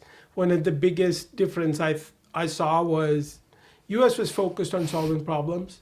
India is focused on learning what's in the book. So just you can see the difference. Like, hey, learn this. Like a very sort of do this kind of culture versus, hey, here is an issue, what would you do? Kind of culture, right, is the basic difference about curiosity. I think in general, over time, I've personally experienced this, is that as I've grown up, life has gotten more complex. Bills, kids, you know what I mean? That definitely weighs on you in terms of curiosity. I cannot sit for long periods of time just reading a engineering book like I used to when I was in engineering school, right? So how do you sort of adapt to stay curious and keep learning? Yeah, I think that's a distinctive American thing, right? 'Cause I remember, I just thought about this, during World War II, we were fighting the Germans, and the Germans had all our military plans, right? Yeah. And they're like, okay, the Americans will do this, and we will not do that, right? Yes. Because we pivot, we see stuff, and what's going on? The Americans are not following their plan. This is bullshit, right? Yeah. Not knowing, we taught our people, be curious, be reactive, 2 plus 2 is not always 4, right? Maybe 1 plus 1 plus 1 is 4, right? Yeah. And I think that's a distinct American thing, right? Yeah, very, very much so. We see the world in gray. There is no right, wrong, binary choice, right? The mission, the military mission might be go 10 miles to this point, right? Right. and the plan might be like go straight forward, right? But we might if we go 10 miles straight forward, there's like a big swamp. Yes. And we have tanks. You can't take a tank to the swamp, so we go over here. Yeah. For most people, like, okay, it says go 10 miles through here. We have to go through here, right? Absolutely, absolutely. And that's the ingenuity, American ingenuity, that has propelled us forward for almost a century now, especially since the early 1900s. So we got to keep it that way. I mean, it is sort of, I feel like, changing now. Yeah. And one of the research that came out, which I agree with, is AI is sort of dumbing people down in terms of I've seen that study. being able to be curious. Yeah, I agree with it in a way, but I don't. Of course, like I think too many people use like OpenAI or Claude or whatever you want to call it, Grok, as Google, right? Yeah. It's not Google, right? Correct. But I know a lot of people like who like use it, like like learn how to code or like do scientific stuff. I don't know. I mean, this is bad to say out loud, but I think OpenAI is going to make dumb people dumber and smart people smarter, right? Yeah, exactly. At the end of the day, it's going to do that, right? Just like iPhones, smartphones. If you like low intelligence, like Yeah. I know that's bad to say out loud, but I just think that's the way it is, right? It's technology is a tool, right? That you have to use the best way, and some people don't use it the best way. Yeah, exactly. I don't know. So let's pose an engineer. What advice you have for like engineer or tech person who wants to be our founder? What advice? For someone, engineer or tech person who wants to be our founder? Yeah, I think knowing what you're good at helps, or not so good at also helps. I think thinking outside in, thinking of the problem first rather than technology. I've met a couple of PhD people, like people at the pinnacle of technology, who would think about the technology first and then try to find a problem to sort of apply that technology to, which is an approach that could work sometimes, but for the most part, for the most people, usually understanding a problem and then trying different things to solve that problem. Rarely have I seen a problem being solved or even partially solved on the first try or second try. So to keep iterating, keep trying, keep pivoting, keep trying again, and that, I think sometimes engineers sort of get into this, how should I say it, sort of this binary thinking of like, hey, I can solve this problem easily, and then you see something completely out of the blue or something completely unimaginable pops up. How do you get around it? As a founder, you have to be very resourceful. How do you then say what is the right problem for me to solve right now? Because there is always going to be another thing for engineers, me included, is that there's going to be always so much problems and demand in the world that you can just jump from one thing to the other without actually doing anything. And I do this all the time. So to catch myself not doing anything or anything real, and then say stop. Let's reassess. Let's identify and this is me talking to myself, by the way, which I do a lot. Identify what problem sort of is worth your time right now, and then just focus on that. So that's classic engineer ADHD sort of brain that is coming in, right? Have you seen that new ad by, I think it's by Claude? Who makes Claude? I think Anthropic, something like that. Anthropic. Have you seen the new ad they have? Which one? Where basically the premise of the ad is like, this is the worst time ever in history to be a problem. Like if you're a problem, someone's gonna solve you. Yes. Yeah. That's funny. And I thought about talking about that. Like according to if you're a problem, like someone's gonna solve you pretty soon, right? Yes, absolutely. Yeah. So what do you see cybersecurity, like the future of cybersecurity, like next 5-10 years? What do you see happening with cybersecurity? Yeah, I think just given the geopolitical landscape that we are in, I think cyber warfare is a huge money spender, huge market, whatever you call it, and that requires all our systems to be up to date and really be able to sustain any sort of attack there. Something I got really interested in is that ability of some of the quantum algorithms to break some of the encryption. So that's an area that a lot of research is happening. I think AI and agentic AI security, who is doing what kind of agents are doing what, are they allowed to do that stuff, can agents be manipulated into doing something that is not good for the world, all those kind of new challenges that are coming up or have come up because of hyper automation, if you will. That would be a big thing. I think as we get into connected world, as we have a lot of sensors everywhere, how do we keep the data private? That is another thing where I think cybersecurity would be really important. What's your digital footprint? How do you know your data is not being used against you? That from a personal standpoint, that's definitely something that concerns me. So what do you think is the future of like people like getting careers in cybersecurity? You think it's like a good career field to get into as far as like cybersecurity careers? Yeah, I think it's always a good career to get into. It's very complex, which means it would pay well once you have those skills.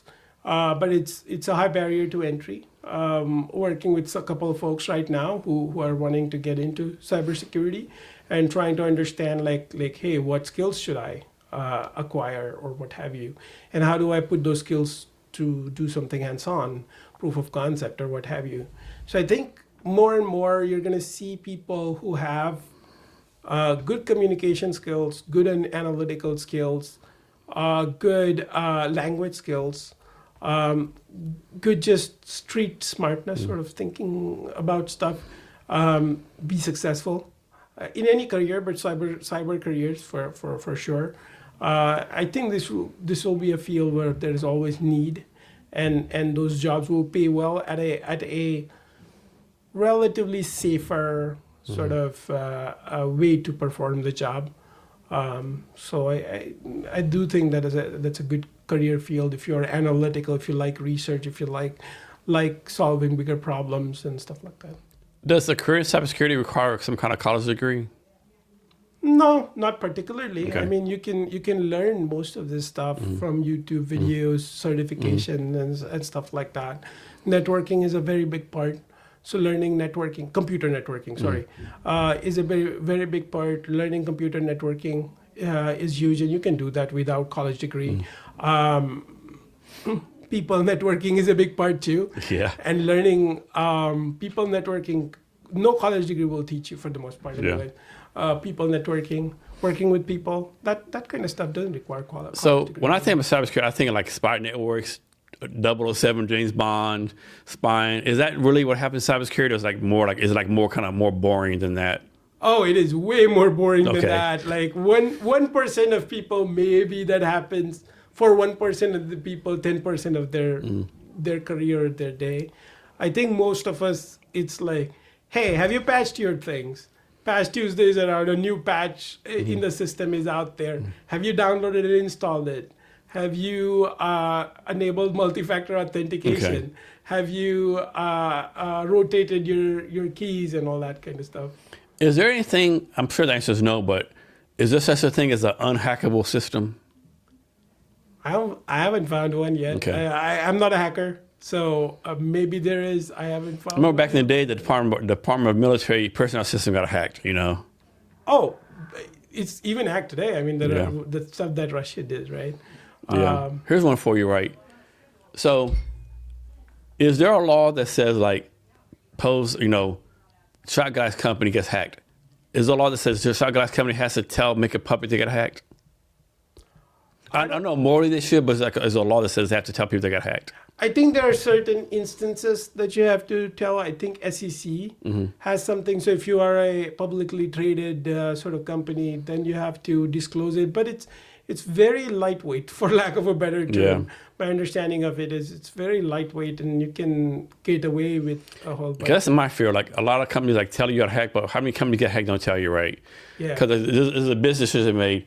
Well, if we tell people got hacked, they're gonna not come to us no more. We lose money, right? That's my fear. Yeah, absolutely. And how many companies are there who are hacked and don't know they're? Yeah, that's a damn good point. Yeah. So Yeah. So I know there's this stereotype of hacker, young guy, 20, 21, in his basement hacking everything. Is that actually true, or is hacking more like a professional? Like there's like a company like Russia or 1,000 people hacking you, right? Yeah, that's a great question. I mean, my exposure again to hacking is very limited. But what I would say is that they come in all shapes and forms. I think stereotyping actually works against I agree. the blue team. I agree. The team that is trying to defend against. Especially there is this concept of open source intelligence in hacking, right? And stereotypical open source intelligent, or you might not even expect who's trying to get intelligence from you. So it's really stereotypes don't work in our favor in that aspect, and it's very easy to either blame or talk about a certain country or what have you as one of the perpetrators when you might be getting stabbed in the back by another country that is friendly. Kind of hard. I know, or like some instances like that. So stereotyping does not work in our favor in that. What's your advice in this case, right? I remember a while ago, I want to say it was like the Baltimore school district, right? They got hacked, right? Yeah. And whoever hacked them said, "Hey, we hacked you. Pay us I'll make this up. Pay us $10 million, or we're gonna do all this stuff, right?" So, would your advice to this Baltimore school district, pay the $10 million, or don't pay the $10 million? That's a very complex question, right? Like, so how do you assess first of all what's the damage, right? Like sometimes if you have followed all the processes that you needed to follow till that point, maybe the fact that your data got encrypted or hacked, whatever, might not be a big business breaker for you. And what's the impact on the business? So are you going to completely lose the business? Or even worse, is there going to be any either anybody who's going to die or get hurt badly because of that? So a lot of that goes into the consideration there. So understanding the total risk to the society and not just the business also goes in. So I would say a lot of analysis and understanding and what kind of business you are. It's like a school district. Yeah. Oh, in this particular case, if it's a school district, like what kind of data was involved? Is it data just to function the school, or is it data which was students' private information? Yeah, that I don't know. Yeah, and then what's the likelihood that you'll get that information, quote unquote, back even after? I've heard that even after a ransom, for example, is paid, only 50% of the time you actually get the data back. And what happened in this case, I could be wrong, I may be making this shit up, but I'm pretty sure that they decided to pay the $10 million, and guess what they did? They said, "Oh shit, we didn't think you would pay this, so obviously you can afford this, so now we want $10 million more, and then we'll do what we need to do," right? Exactly. So my thing was don't pay the money, because how can you trust them, right? Yeah. I mean, in general, I think. And just be upfront with your customer base. Hey, we got hacked. They're asking $10 million. If you can't afford it, right, this is going to happen, right? Yes. And then help your customers negate what's going to happen to them. Yeah. Change your passwords, change this, change that, right? Yes, absolutely. Yeah. There's some really interesting anecdotes about that ransomware kind of stuff as well. I think big challenge, suppose someone hacks, we'll say, I don't know, Expedia, right? Expedia can probably fight them back. Expedia can probably pay the fine. But if someone hacks Spyglass company of 100 people, they would say they're making $800,000 a year, right? Yeah. Let's say they make $10 million a year. Sure. And they say, "Hey, we hacked you. We need $2 million." They can't pay that. Exactly. Yeah. They can't pay. It's do I pay this? I've got a business, or man. Yeah, it's a tough situation, and that's because there's no such thing as hacking insurance, right? You can't pay insurance for There is. There is. Okay. Okay, I didn't know that. Yeah, there is ransomware. I guess it's pretty expensive. It is. It could get expensive. Now, the good news, I think, there is that as you're buying this ransomware or any sort of cyber insurance, you have to follow certain things to qualify for the best rates and all that stuff. So cyber insurance or buying that actually encourages good good cyber hygiene, if you will. So that's definitely a thing there for sure. So talk about like, in your mind, how is AI, quantum, and cybersecurity going to intersect in the future? How how's AI, quantum, cybersecurity going to like combine in the future to make everything better? Yeah, so to make everything better, I think AI, and I use this as an example, is that AI right now, it feels without a fast hardware, it almost feels like a surfer trying to surf on a road, which doesn't really work. If you can think of that analogy, I think once we have a working quantum computer and a efficient enough quantum computer, that will actually supercharge AI, and AI will start essentially surfing on the waves, if you will. I think cybersecurity in that context would almost be like, how do we stop these really powerful computers from doing something nefarious, something that is bad for humanity or a set of people or what have you. I think that's the role that cybersecurity and cyber frameworks would play. I think today our understanding of quantum is very rudimentary, so we don't really know a whole lot what can be achieved. So by that definition, even cybersecurity standards and everything needs to sort of catch up to that. So I think there will be a lot of exploration that we would need to do as we get these high-powered, really fast machines that can challenge some of our current infrastructure, if you will, in the broader sense of the term. So you live in Tacoma, right? I live in Bonnie Lake, Washington, Bonnie Lake. which is closer to. But were you pretty involved with the Tacoma startup scene? Yes. Can you just talk about the Tacoma tech startup scene a little bit? Yeah, I think Tacoma tech startup scene is really great if you are a first-time founder, you want to try ideas out. If you want to find a community that sort of goes beyond the regular stuff in Tacoma. I have also attended and being sort of pseudo part of other areas, tech scene. I've always found Tacoma to be a very welcoming sort of community, Tacoma startup community to be a welcoming community. They're really looking to help rather than being sort of in business or in startup community specifically. It could be seen sometimes as very punitive or sort of cutthroat, if you will.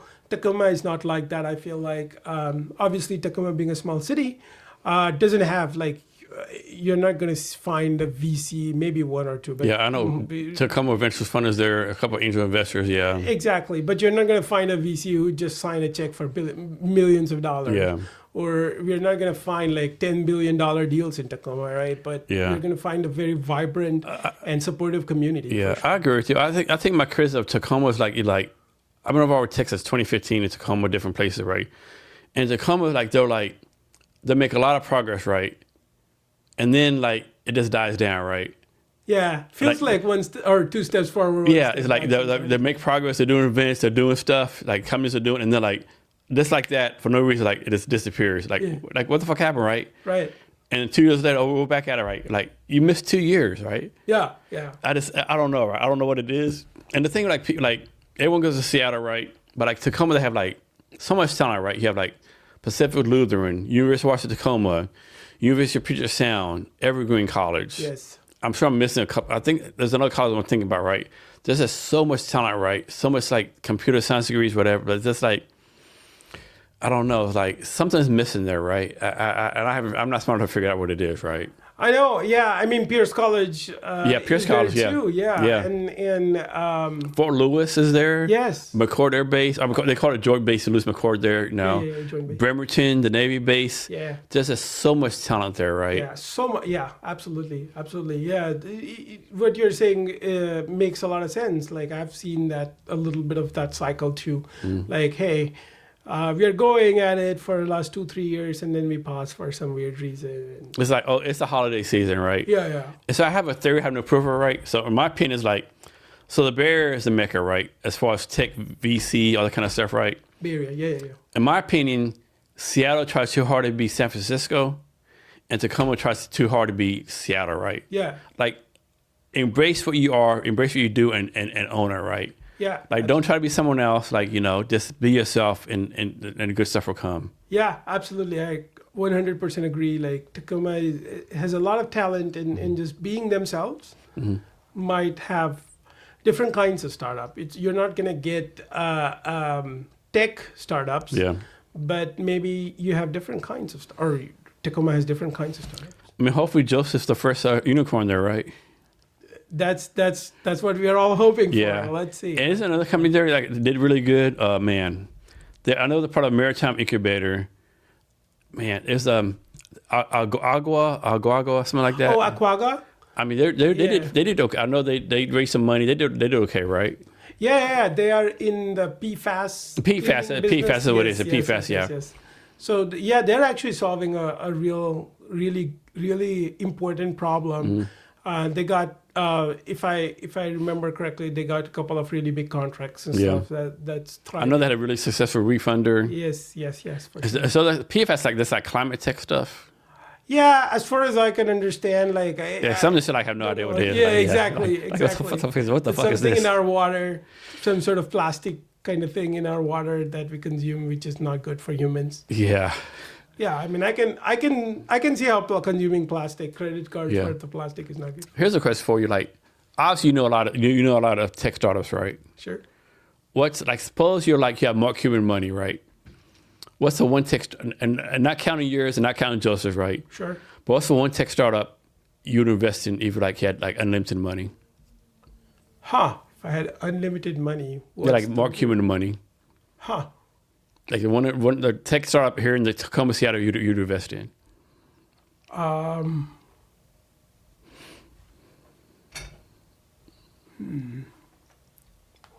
don't remember their name now. But, of course you don't. Yeah. Right.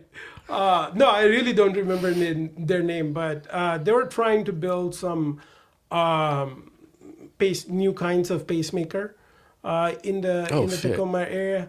Yeah, that's cool as shit. I know, right? But yeah, and then there's another startup in Seattle area.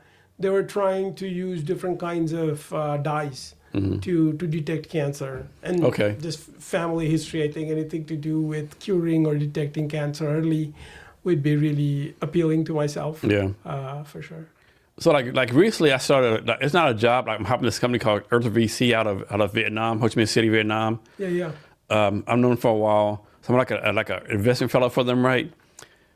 And so like I did an announcement on LinkedIn, like, hey, I'm helping Earth VC find the investor, right? Reach out to me. I got flooded like LinkedIn message, right? Like literally hundreds of them, right? Yeah. So I'm going through them, right? And there's so many people doing so much cool shit, right? Oh yeah. I'm like, man, like you're doing what? Like you did this, right? But it's like, in my mind, like, I think it's definitely enough money to like fund everyone, but then it's not right. Yeah, there's a lot of weird stuff that happens right in the VCP money business. But so many cool things, people doing so many cool things, and it's like people like they like have traction, have ideas, like to proven, like to have like proof of concept, right? Yeah, but like Earth VC, like last year, I think they talked like 3,000 people, only invested in 10, right? Yes. Because the fund's only so big, Yeah.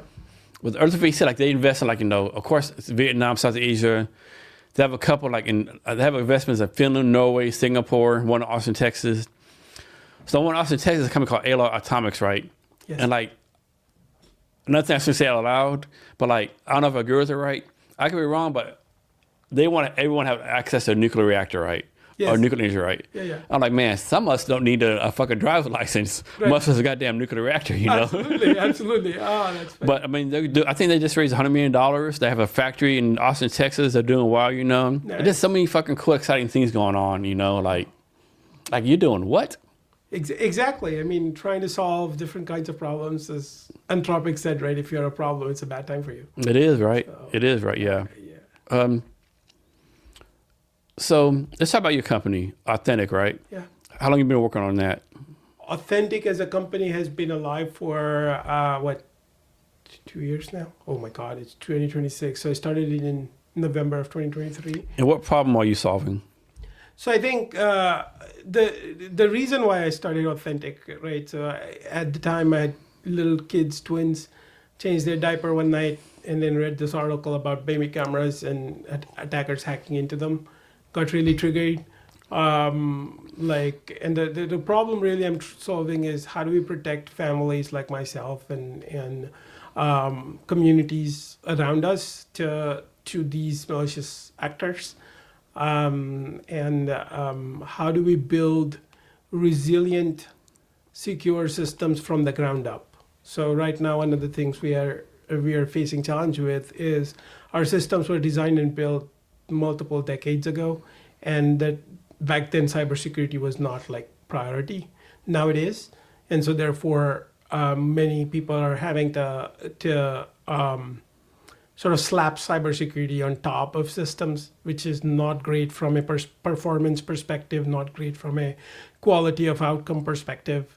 So how do we build systems ground up with cybersecurity in mind, but at the same token, which would perform and have the same quality that is required to stay afloat and alive in this day and age? So what do you see as like the future of your company? Oh, from an authentic standpoint? Yeah, I mean, building products that are secure in the personal / business space, mostly in the networking space, because most of security is networking, and then also bringing more and more people into the fold in some way, trying to be that bridge between the haves and the have-not, and how do we bring more and more people into the technology haves fold over time. So that's what I see for authentic, and how I'll do that. I feel like it would be different from year to year. It would change over time. But I think from a what and why perspective, I'm seeing like that bridge between the haves and haves not, and the have-nots, I guess, and then just securing, providing a slightly better or slightly more resilient sort of infrastructure. And you actually have a full-time job you work on, right? Yeah, I do. So like, how do you do this, right? Like, how do you work a full-time job, work your startup? Like, how do you keep on like, like, man, my startup is what I want to do. Fuck this job. Let me quit the job and like go full-time on the, of course, I'm sure your wife has a say in that, right? Yeah. Like, how do you balance that, right? Yeah, I think that's a very valid question. I struggle with ADD or ADHD for the most part. Now I realize it's called that, but before I just struggled with it. Anyways, prioritizing things is really important. Like, first priority is always family and the kiddos, and the wife, whatever, the family. And then the second priority is what keeps the family afloat. Right now it's my job, so it'll be my job for a while. And then the third priority is my pet project, which is authentic. So yeah, and then over time, hopefully, the pet project would become second, and the job will become either get off or what have you. And is it just by yourself with authentic, or you have people with you? Well, right now, the company itself is just me and a partner, but then we have a couple of interns that we work with here and there, but not full-time employees, if you will, yet. So start off subject, right? Let's talk about your cousin, right? Yeah. So your cousin's pretty talented, right? So if people don't know, I did an event in July called Seattle Tech Week, Cavness Experience. My guy couldn't be there, so he had his cousin present his company, right? Yes. Your cousin did an outstanding job, right? Yeah, he's amazing. Yeah. And so he goes to California. He goes to college in California, right? Oh yeah, actually graduated. Oh, did he? Okay. Yeah, a couple. And actually, he's looking for a job right now. What kind of job he's looking for? So software engineering, networking, or computer networking. Okay. For sure. He is also focused on application development, amazing application developer. This site, actually, he built it out in, I want to say, hour and a half. What? Yes, because shit. I talked to him at 10 p.m. India. I was in India back then. 10 p.m. India time, which is 10 a.m., roughly 10 a.m. here. And by midnight, he had like, hey, can you test this out? I'm like, oh wow, this looks amazing.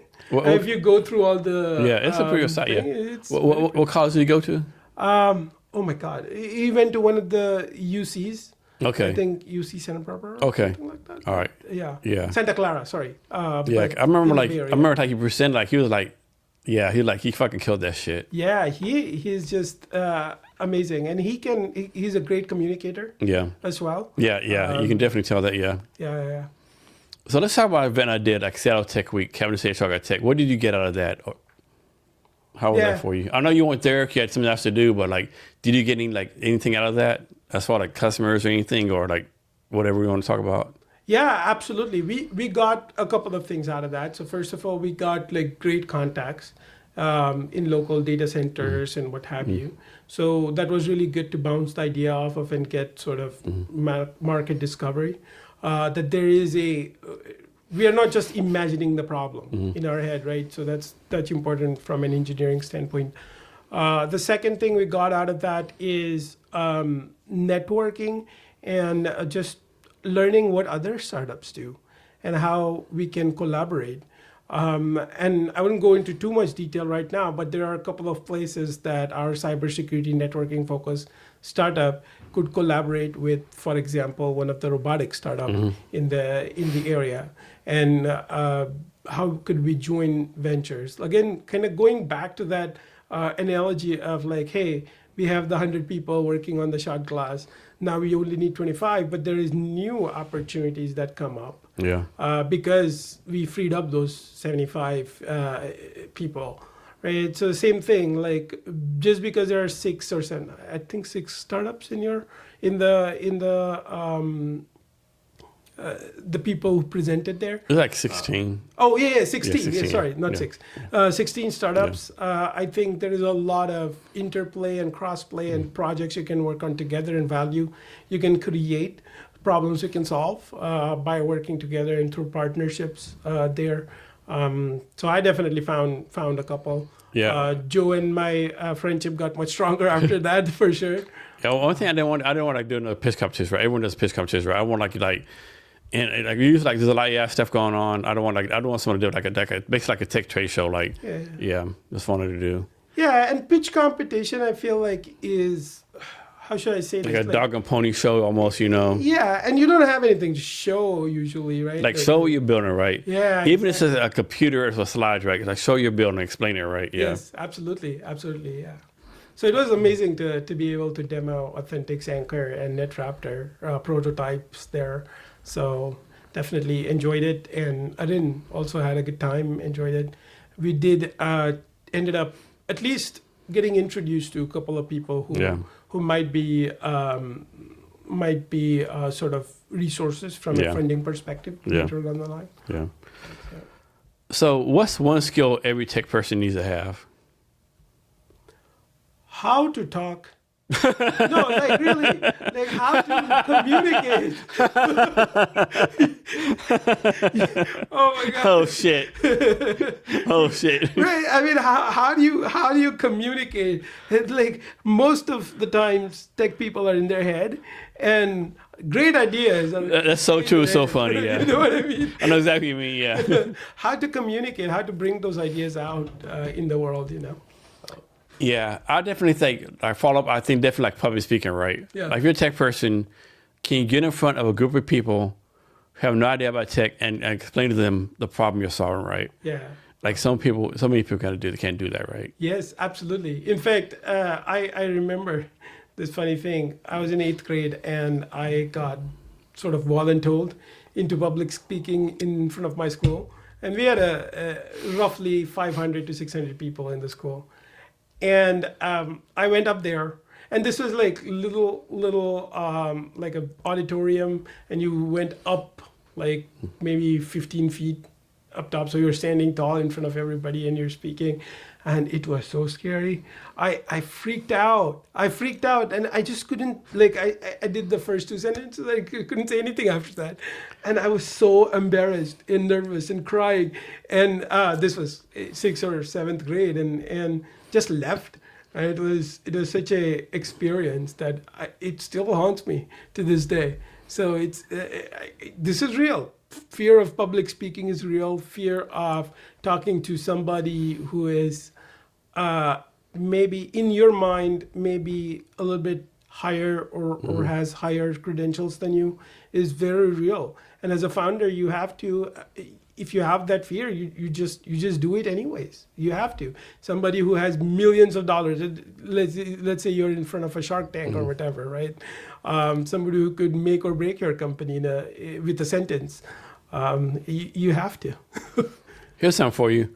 What's the one thing that you will not do, right?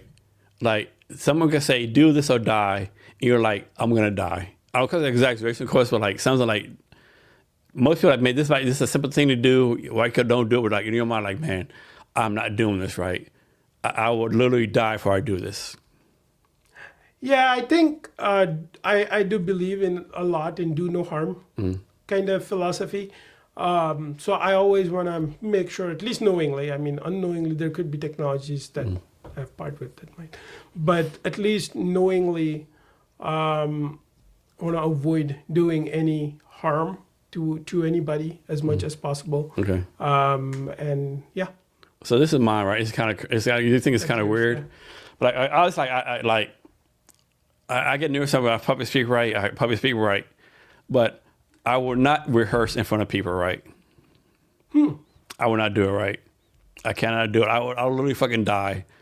I will fight 1,000 tigers before I fucking rehearse.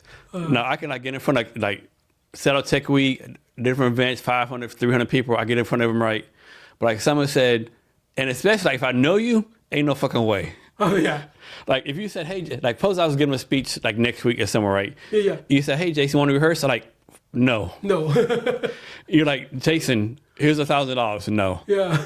I can't do it, right? I don't know if it's society or whatever. Like, I just cannot do it, right? Yeah. It's like I don't know what it is. Like, yeah, I can't do it, right? That's my thing. Like, I will literally die and fight 1,000 tigers before I like rehearse a speech in front of someone. And somebody that you know, especially. Yeah, especially if I know, ain't no fucking way.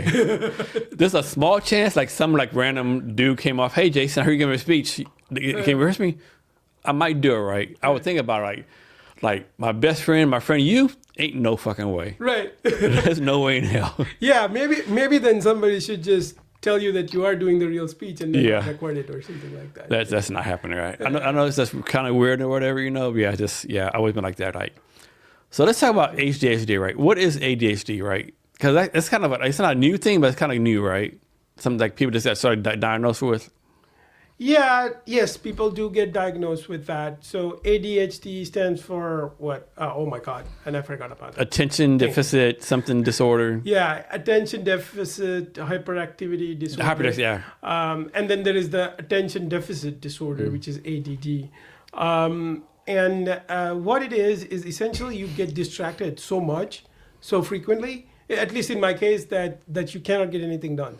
How do you, like, do you go to the hospital? How do you get diagnosed with that? Because I think I have that. I knew in the hospital, I think I have, because I distracted so easily, right? My brain, literally right now, right now, thinking about science, physics, a podcast. I'm speaking at a conference in Dallas in April, Vietnam. All this is going on my mind right now, right? Yeah, I think therapists, psychologists, that kind of set of doctors would diagnose you with that. There is online tests you can take to sort of self-realize. There is people with, it's a spectrum. What age were you got diagnosed with this? Well, I didn't get diagnosed with this until last year, I think. Did you think it made your life kind of better once you knew you had this? Like you kind of like set things in motion, like, or like you're like, oh, now I know how I operate like this. Now I know why I'm like this. Yeah, so this was actually my son taught me this kind of in a weird way. So my son was diagnosed with autism and ADHD like when he was 3. And then I was like, there are some traits that he does. Is this genetics? Did I pass it on to my son? It could be like it increases the likelihood. It's not like anyways. But yeah, that's what got me sort of taking some tests and then finally going to a therapist. And the therapy has been helping quite a bit. I would not take medications for it yet, but eventually, if it gets worse, and I've realized that it gets worse with lack of sleep, it gets worse with alcohol, it gets worse with whatchamacallit, ooh, what's it? But yeah, lack of sleep is a big one for me. It has definitely gotten worse after my twins and all the lack of sleep that came with it. And it definitely, caffeine was another thing for me Oh, specifically. no shit. Yeah. Damn. Oh, yeah. So you have to have a right level of energy. So if you're too energetic, I realize with me, it's like I just get hyperactive and I'm like, I cannot get anything done. If you're too low energy, then you're like I cannot. So this is totally random, right? Right. So you just said you said whatchamacallit? Caffeine. No, whatchamacallit. Whatchamacallit. Yeah, yeah. When you said that, I started. Have you ever had a whatchamacallit candy bar? No, but I've seen those. Yeah, I started craving a whatchamacallit candy bar. You said it. Yeah. That's funny. I haven't seen it for a long time either, right? Maybe they don't have it up here. Yeah. Yeah. Yeah. Yeah, that's definitely something. So you have to essentially find ways to sort of drop stuff that is coming in your mind, so you can focus on one or two things that you're supposed to get done. So it can be very difficult to get something done. So how do you do this? I could be wrong, but like I'm guessing like when you go to sleep at night, does your brain shut off? Or is your brain like still operating, like going full 100,000 miles an hour when you go try to go to sleep? I have good and bad days. Okay. So how do you try to shut your brain off, or you just like don't? I know, like breathing, closing your eyes. There is apps now, meditation apps and smart speakers. Yeah, I use I think it's called an Insight app. I try to use that, but sometimes it works, sometimes it doesn't. You know. Yeah, and then I feel like I do well if I'm by myself. Add two kids onto it, and one of them being oh my god, that's just.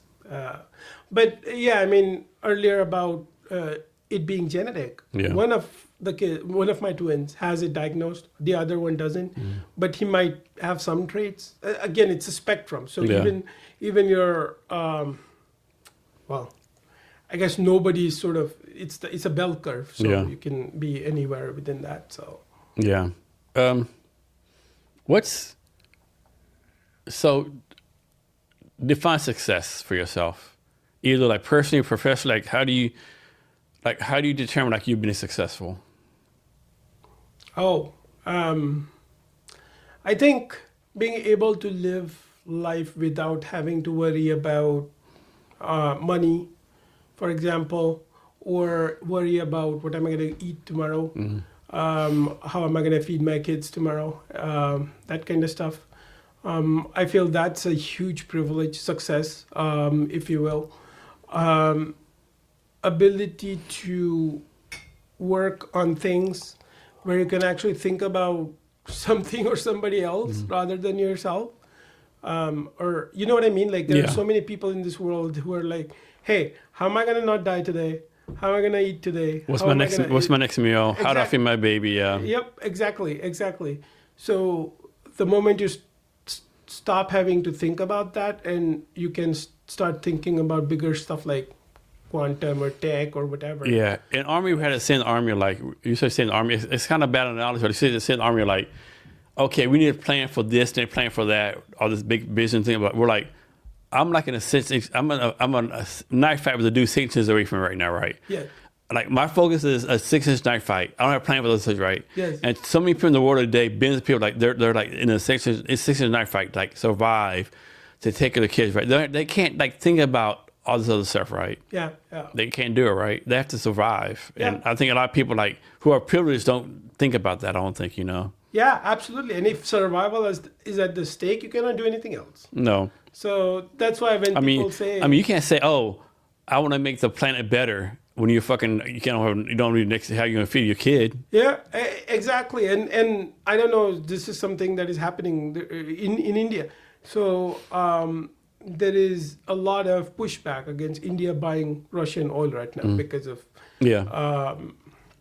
Ukraine war and what have you. But if you look at it from the other side, if India stopped buying Russian oil, 101.4 billion people that's a sixth or eighth, maybe Yeah. depending of the world's population, immediately would face a huge impact out of Yeah. it. So how do you know what I mean? Like these people, they have to think about like, how do I live? How do I feed my kids? Yeah. How do I do the day to day, right? And gas is not as cheap there, right? Like, No. So something like that. A good example. So I've been in Vietnam 3 times. So I went there 2 times ago, right? Yeah.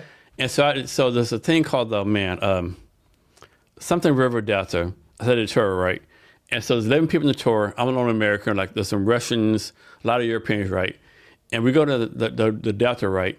There's all these factories, coal factories. All the Europeans like, oh, how can you like do this? It's screwing nature. Like, do you realize like these people make like $300 an hour, $300 a month, right? Yeah, yeah. Like this was here, they would literally die, right? Yes. So take a European, climate, whatever you want to call it, and stuff your ass, right? Yeah. Because they're like surviving right now, right? Yes, exactly. And like, I just like so many people like don't get that right. Yes, absolutely. And they're in their 6-inch knife fight. Yeah. That's what- It's like there's all these factories, there's big coal, whatever, everywhere, smoke everywhere, pollution everywhere, but like they have to survive, right? Yep, yep.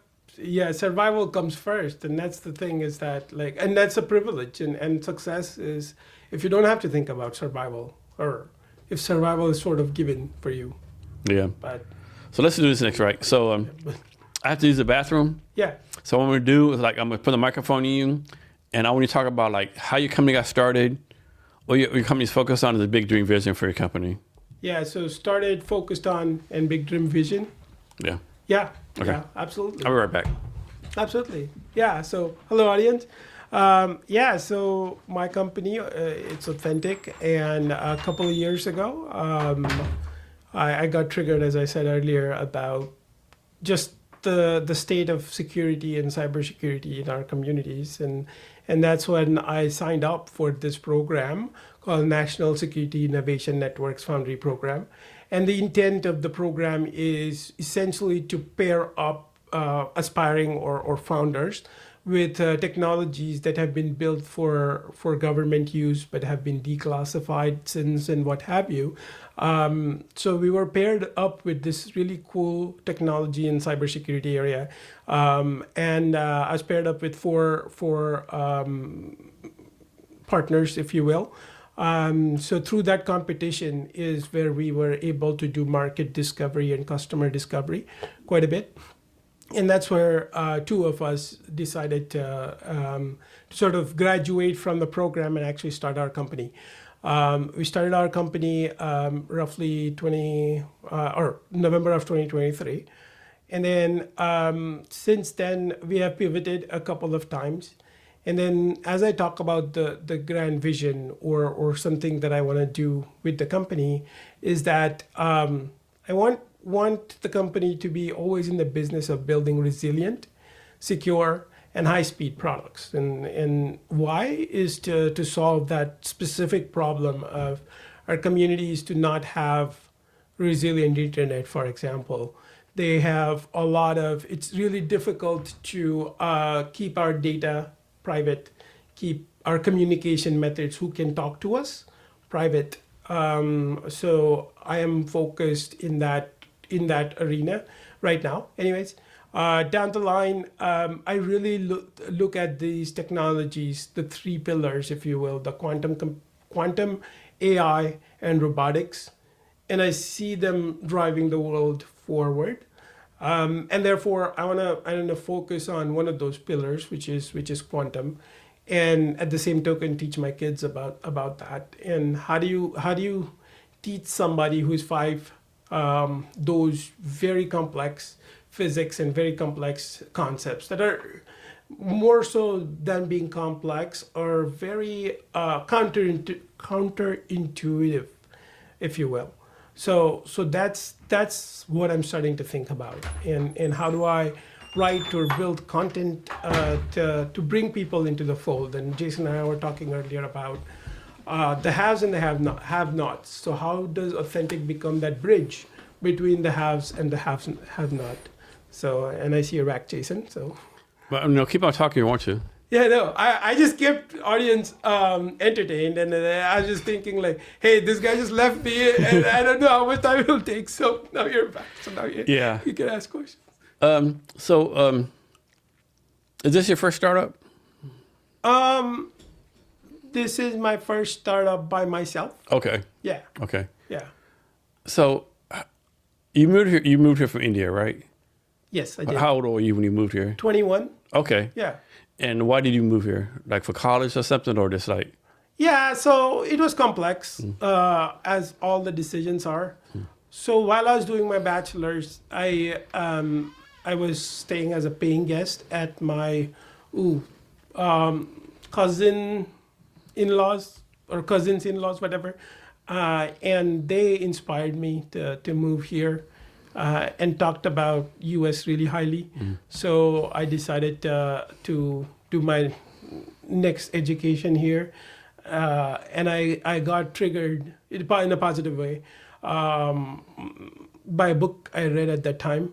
It was called The Toyota Production System, or The Toyota Way, excuse me, by Jeff Liker.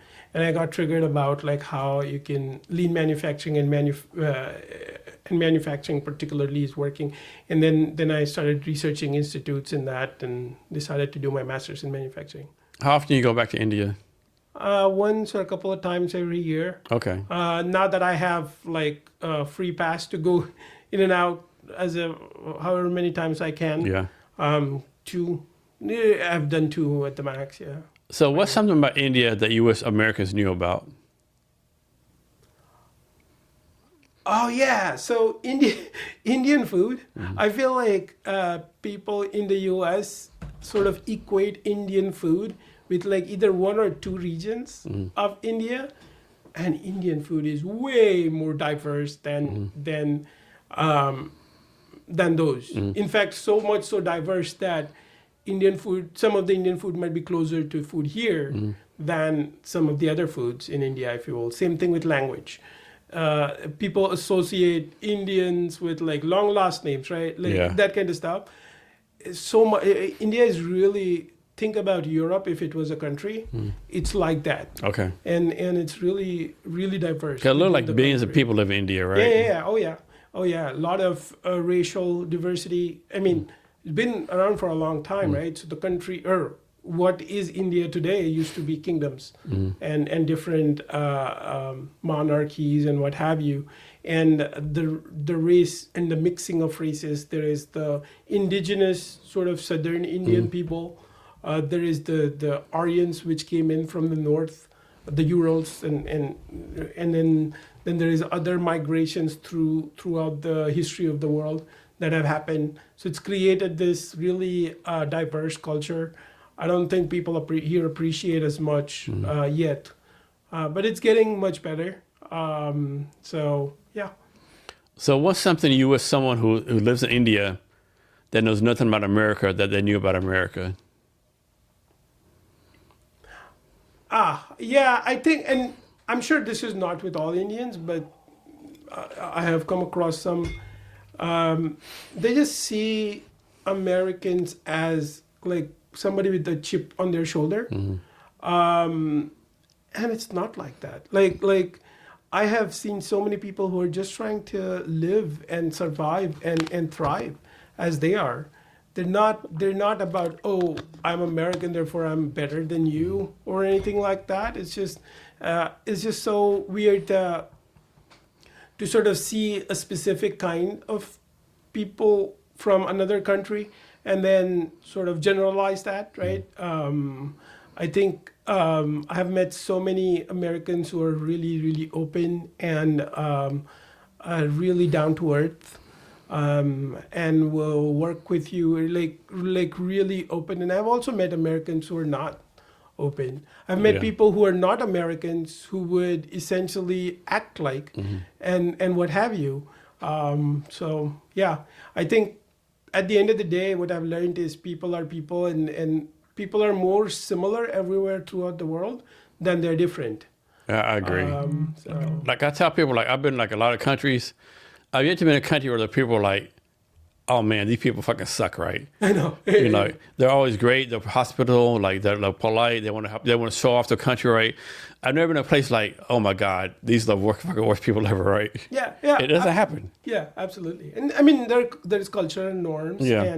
and stuff like people will act and what have you, and that is within the U.S. even or within India, what have you, and you try to be as respectful to their norms as possible. And if you make a mistake, you just be humble and apologize and stuff like that. And most people will forgive. What's the skill you don't have that you want to learn? Oh, being able to sell and market. Like, I feel like I suck at that shit. Yeah. Yeah. I suck that shit. Yeah. I know. Like I've seen some really smooth talker salespeople. That's one skill. I'm like, I'm always amazed and perplexed by how people have that amazing skill. And then the skill to convert their thoughts into words. Yeah. And some people have such good command over the language. Yeah. I feel like Churchill, for example. Oh, yeah. Like, you know what I mean? Yeah. Like, Yeah. So, did you ever watch a show? Have you ever heard of a show called Year 1 Million?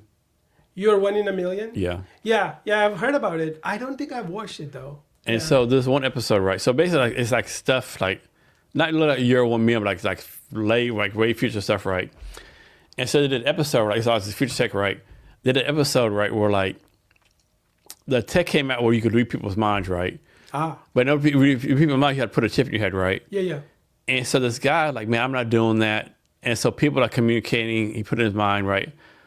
But the thing was like, I don't know if I want to do that because like, it literally, if you had a thought, everyone knew your thought, right? So like suppose your wife said, hey, honey, what do you think about this dress? In your mind, like, that's some fucked up shit. But of course you would say, it looks good on you, baby. Yeah. But in your mind, like, did I pay for this fucking crap? And like, man, I don't know if I want to check it like that, right? Yeah. Like, okay, imagine like you're like in a meeting. Yeah. And your boss had an idea, and like, man, this is a stupid motherfucker. You know what I mean, right? Yeah. That'd be kind of dangerous, right? Absolutely. And then like just think like you couldn't lie no more, right? Yeah, I think some things Because you can't control your thoughts. Oh yeah. At least I don't think you can. I can control my thoughts. Oh, you can? I can't. No. Oh, you cannot? No. Yeah, me neither. No control Me your thoughts, neither. right? Oh my God, neither. I mean, can you imagine like, man? Can you imagine like everyone can read your mind, or whatever, and like your 4-year-old daughter, hey, daddy, can you come to my or whatever? You're like, I would rather fucking die than do this bullshit, right? Oh yeah. You're like, you know, right? Yeah. So hopefully that never happens, right? Oh yeah. Oh, absolutely. Yeah. If people could read my mind, oh my God. Yeah. Another thing that I did like so kind of sad. So the couple, their daughter died, but they transferred the daughter's consciousness to an AI robot that looked just like the daughter. And the husband like, hey, honey, it's not our daughter. And the wife, I know it's not, but I want her around, right? I can't do without, right? Yeah. And so they transferred the consciousness of the real daughter actually died into the AI robot. And it was just exactly the same. Yeah. Like, man, it's like, that's kind of dangerous, right? Like, man, can you imagine? Like, I ain't gonna lie, like, so we had a dog, Blue. Not the same time, we had a dog, Blue, right? This is all like 10, 15 years, the dog died. If someone said, hey, we could transfer your dog consciousness to an AI robot dog, I would have fucking done it. Like that. Yeah. Yeah, like that. Yeah, I actually had somebody in my family passed away recently, and when they're diagnosed with terminal illness, I actually thought of making an AI sort of version of them, but it just didn't feel right. No. You know, Yeah. like humans are humans. Yeah, I know the thing you're about to die. You like do all these videos and memories and stuff, you know. Yeah. And like 20 years later, you can talk to your great grandkid, you know. Yeah. Even to me, that's kind of weird, you know. Yeah, I mean, if I get the it's point. a message I get or a it. letter Yeah. or something like that, it's great. But I feel like, replacing a person with something non. And not only that, like suppose we did that, right? Yeah. Suppose everyone that died, you could replace them like an AI robot, right? Like, man, it's like 8 million being people. That's like 16 billion organisms on the earth, right? Yeah. And if you're an AI robot, then I mean they take energy. I mean they take resources, right? Yeah, absolutely. Yeah, and people don't think about that. Yeah. Yeah, and then what's the incentive to live? Damn. Yeah, I didn't think about that. Yeah. You know, like what? Why would somebody? Here's one for like suppose like you suffer from depression. Like you know what? I know my kids set this stuff up, so I'll go ahead and kill myself because I know I'll live on anyway, right? Yeah. That's a fucking scary thought. I know, and then not even kill you because you wouldn't, and that's how I think is that like, let's say if I can transfer my consciousness into a perfect body, Yeah. like which would never age and stuff like that, what's my humanity? You know what I mean at that point, and it's like what's okay, the almost. It's weird, but like almost the fact, like the whole aging process and all, it's almost what makes us human. The end actually justifies. I mean, everyone wants to live forever, but like, why, right? Of course, like, if you live forever, of course you do different things. Like, suppose someone told me I like live 300 years old. Okay, you live 300 with no money, your life kind of sucks, right? Right. But like, you said I could live. Here's the question: like, would you really live 300 with no resources? Just like in your room watching Netflix, or live to 60 with unlimited resources, right? Like you can do whatever you want, like money, you can travel here, travel there. I'm fucking 60 without a doubt, right? 'Cause I can travel, I can see like Iceland, I can see Norway, I can like do whatever, right? Yeah. Whereas for 300 years, like you just fucking in your fucking room watching TV. Exactly. What kind of life is that? Yeah. I always pick the middle option, so I don't know if that. Here's a question for you. Yeah. And I think I know how to answer, right? So let's say you have two options, right? So suppose you're 20 years old, you're 20 years old, right? Yeah. And you have two options. One option is like live to 80. Yeah. But you have like a normal life, you get sick, you sleep 8 hours a day, basic middle class life, you get sick, whatever. The average middle class American life, right? You die 80, Yeah. disease, whatever. Yeah. Or you live to 50. But you live to 50, you don't have to go to sleep, unlimited money. I'll backtrack. You live at 80, and like 2 generations, everyone forgets you. Like your grandkids don't remember, no one remembers you, right? Yeah.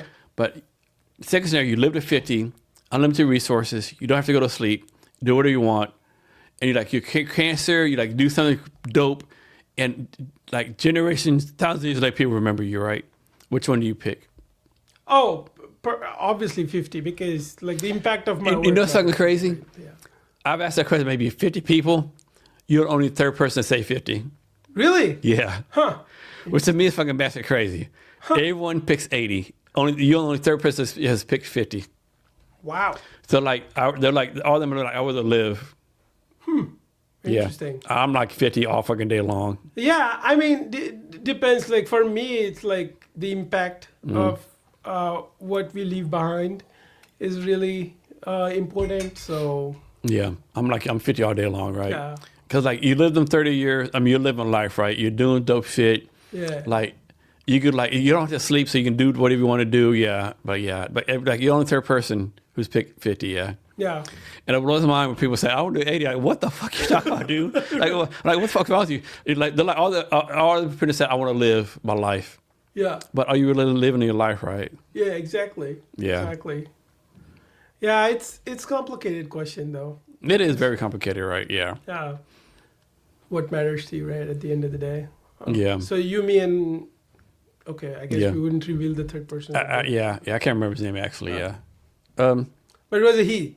Yeah. Ah, that's Yeah. It was a he. Yeah. Yeah. Okay. It's just so many complex things. Yeah. Yeah. Do you have a favorite AI agent like Grok or OpenAI or Perplexity? Yeah, I like Gemini. Gemini? Okay. I mean, That's a Google one, right? yeah, I mean, I got to using it through my work and just sort of got accustomed with it. And Yeah. Like, how does someone choose? Like, I got OpenAI because whatever reason, I'm so invested in them, right? Yeah, I use like Claude once in a while, but it's like I always go back to OpenAI. exactly. I've used Perplexity and ChatGPT a couple of times, but I always go to Gemini for Yeah. some Who's Perplexity by? There's this Indian founder. It's an Indian company. I Okay. think. Yeah, I I've don't never used remember them. the name. There's a DeepSeek out of China. Oh, there's a deep. Yeah. Yeah. I don't know. This Grok. Some things like Grok, I think actually Grok is actually like better than ChatGPT. Some things, Yeah. but I always just go back to OpenAI. It's just like, I Yeah. mean, because it knows me, has my history, like, yeah. And you, at least right now, usually what I'm doing AI is using AI to convert my, like just brain dump. Yeah, that's what you use OpenAI for, yeah. Vomit. Yeah. Like OpenAI, I'll go on OpenAI, I'll put like, I did this today, and that give me like a schedule for tomorrow, Like, of course, I don't follow the schedule, I just, yeah. Yeah. Yeah, I mean, I feel like I love Gemini. I'm open to experimenting with other tools, likely my new Java. It's almost like, like, it's a bad analogy, but like, if you like, you never drank soda before, you start drinking Coke. Right. It's kind of hard to go from 7-Up to Coke, right? Right. It's kind of hard to go from Coke to Pepsi, right? Yeah, like, yeah. I know Coke. I drunk Coke, for 6 months, right? I like Coke. It might be the best, but hey, put ice in Coke, I'm good, right? Yeah, exactly. Like people tell me Pepsi or something else is better, but yeah, I'm doing this, yeah. Yeah, absolutely. And I have, right? So for example, when I started, I obviously started with ChatGPT. And then over time, I think Google was much better, like especially the gems and all that stuff. I started to create these gems where I could personalize and especially with their thinking models where you can actually do some researchy kind of stuff really well. So if something is really better, like significantly better, I'll switch, but then it would be hard to switch back. So I guess as I'm using products, any product, like I have switched products, but when things are significantly different or better. But if they're slightly different in one use case, not the word there. So one thing Grok is really good at is images. Okay. Check out Grok images. Like if you put you do a prompt on like Sora from OpenAI or Grok is in my opinion, is way better. Right. Like the Grok's way better, yeah. In Yeah. my opinion, yeah. Yeah, that's exciting because the talk I had about quantum computing, I used AI to do most of the images, and I could like essentially give it a prompt as to what I want to see. Yeah. Surfer on the road, for example, or Yeah. whatever, and it did it. It did it really well. It's scary, right? And so all the AI stuff, right? I mean, maybe a few years ago you could tell with AI, but now it's like, man, you just can't really tell no more. I mean, you can tell if you really know, but man, you can't tell. Is AI real life, Yeah. Yeah. It's fascinating. It is, and it's really getting to the point where it's difficult to differentiate for us, for humans. Maybe AI can differentiate AI versus real thing better. There is also that kind of leads into that, and cybersecurity leads into this whole concept of like vishing and phishing and all that stuff using AI, right? How do you, as humans, how do you teach your kids to differentiate between? Yeah, I think if it looks too good, it's probably AI, right? Well, I mean, some of the AI, like people with two thumbs and stuff like that. Yeah. You've seen all that stuff. Or the face like makeup perfect, Yeah. And there was looks like a supermodel. Yeah, there was this hilarious meme on LinkedIn. Like there was a waitress who essentially had the serving in her feet. I saw that, yeah. Yeah. I saw that, yeah. But then somebody was like, "Oh, there is this thing that is giving away that it's an AI." It's not. Yeah. It's like it was funny, but yeah, I mean, how do you actually differentiate between the real stuff and the AI stuff, and obviously the stuff which is real but created using AI? So you talked about earlier, like how a lot of people think AI is making people stupid, right? Making people stupid. Yeah. How do you think we should use AI in schools, right? Because like this is my opinion. I think AI should be in schools. I know people disagree with me, but it's my thing, right? Back in the day, like when calculators came out, people said, "Oh, don't use calculators. You want to have calculators all the time." Yeah. 2x4. You add it on the paper, right? But now, fucking everywhere, right? Yes. I don't think AI needs to use in school because it would be everywhere, right? I think it'd be a distraction, right? Not to use AI. And like, there's a teacher somewhere, I think she had a perfect plan. So her thing was like, she gave her like students an assignment, right? And she said, "Hey, I know you're gonna use AI. This is an assignment. Put the assignment to AI. And when the AI gives you an answer back, I want you to grade the AI." And the students came back, and the average grade was like D plus that they gave AI. Yeah. I think that's what you got to do as a teacher, right? You got to use AI as a tool, right? Yeah. You can't say, "Oh, because a lot of schools are text like no AI at all. I think that's a disservice to kids, right? Like do the teacher did, like make it a tool, right? And I thought it was so fucking cool, right? Putting AI and grade AI, and I was grade like D plus, right? Yeah. Because the kids like, okay, you did this wrong, you did this wrong, right? And they learn, oh man, AI is not the fucking perfect solution. Yeah, absolutely. And that's very valid. And in the real world, as we are solving problems, what matters more? Solving problems or how you like what you use to solve problems? I mean, ethics obviously, right? Yeah, There's ethical, but nobody's going to say, oh, you build this amazing product and it solves this particular problem, but I won't use it because you made your initial pitch presentation using AI. Yeah. That doesn't, like, so you know what I mean? Like, that doesn't matter. So why should it matter that a student used AI to make their assignment? In fact, I would sort of turn it on its head and say a student who uses AI should be graded better because they're resourceful. Yes. They know how to use the tools, you know? Like tools are there to use. You just need to know how to use the tool and you need to know when to use what tool. Yeah, I definitely agree with that. Yeah, it's all about tools, how you use them, right? Yeah. Obviously, you don't want to like, put in open AI, hey, write me a paper, a 10-page paper on the history of like the World War II, right? Mm-hmm. And copy and paste it and turn it in, right? Sure. But of course, a lot of people do that, right? Yeah. You don't want to do that. You want to take that paper, refine. Like even like what I might put on OpenAI. Hey, I might put in for example, I'm having a talk with Tom Brown. He's CEO of Spyglass. Here's a LinkedIn profile. Give me some podcast questions. Sure. I take that and then I refine it, right? Absolutely. Yeah. I like this makes no fucking sense. Like it's like too many people. Like I said, too many people use like Google, right? Yeah. It's a tool. Everything's a tool, right? Yeah, I mean, the intent, I think, is what writing the paper was supposed to teach us is research. Yeah. And all that stuff. It's having you to think, having you to be curious. Exactly, how to be curious, how to think from different angles and perspectives. Mm-hmm. Right, like if you have AI do all that stuff, then yeah. And think too, like OpenAI, like for me, like suppose I say, hey, what's the scientific method? You give me an answer, right? And you have to actually go like 3 or 4 questions, right? Yeah. Okay, you said this, but what about this? Right. Oh, I forgot about that, right? You have to refine it over and over again. You just can't say why is 2 plus 2 2? Yeah. And here's an answer. Like, what about this? What about this? You have to like fucking constantly like refine it, right? Of course, you can't refine like 20 fucking thousand hours, right? Yeah. You gotta stop, right? Like, yeah, like. Yeah, absolutely. And then I think AI also gives you the ability to bounce ideas off of it. And that I find very I do too. Useful. Yeah. Because sometimes or at least I can go some really dark stuff. Yeah. So I know what you mean. It's but some people use it wrong. Like I know a lot of people use it for therapy, right? Unfortunately, right? Yeah. A lot of people like, hey, I'm depressed. Like, do me therapy lessons. That's not a good thing, You need humans for that, But it's different too, right? Like I use it a lot, right? Like another thing, like use it for like talk about sales, right? One thing I did, like, have you ever used the voice function?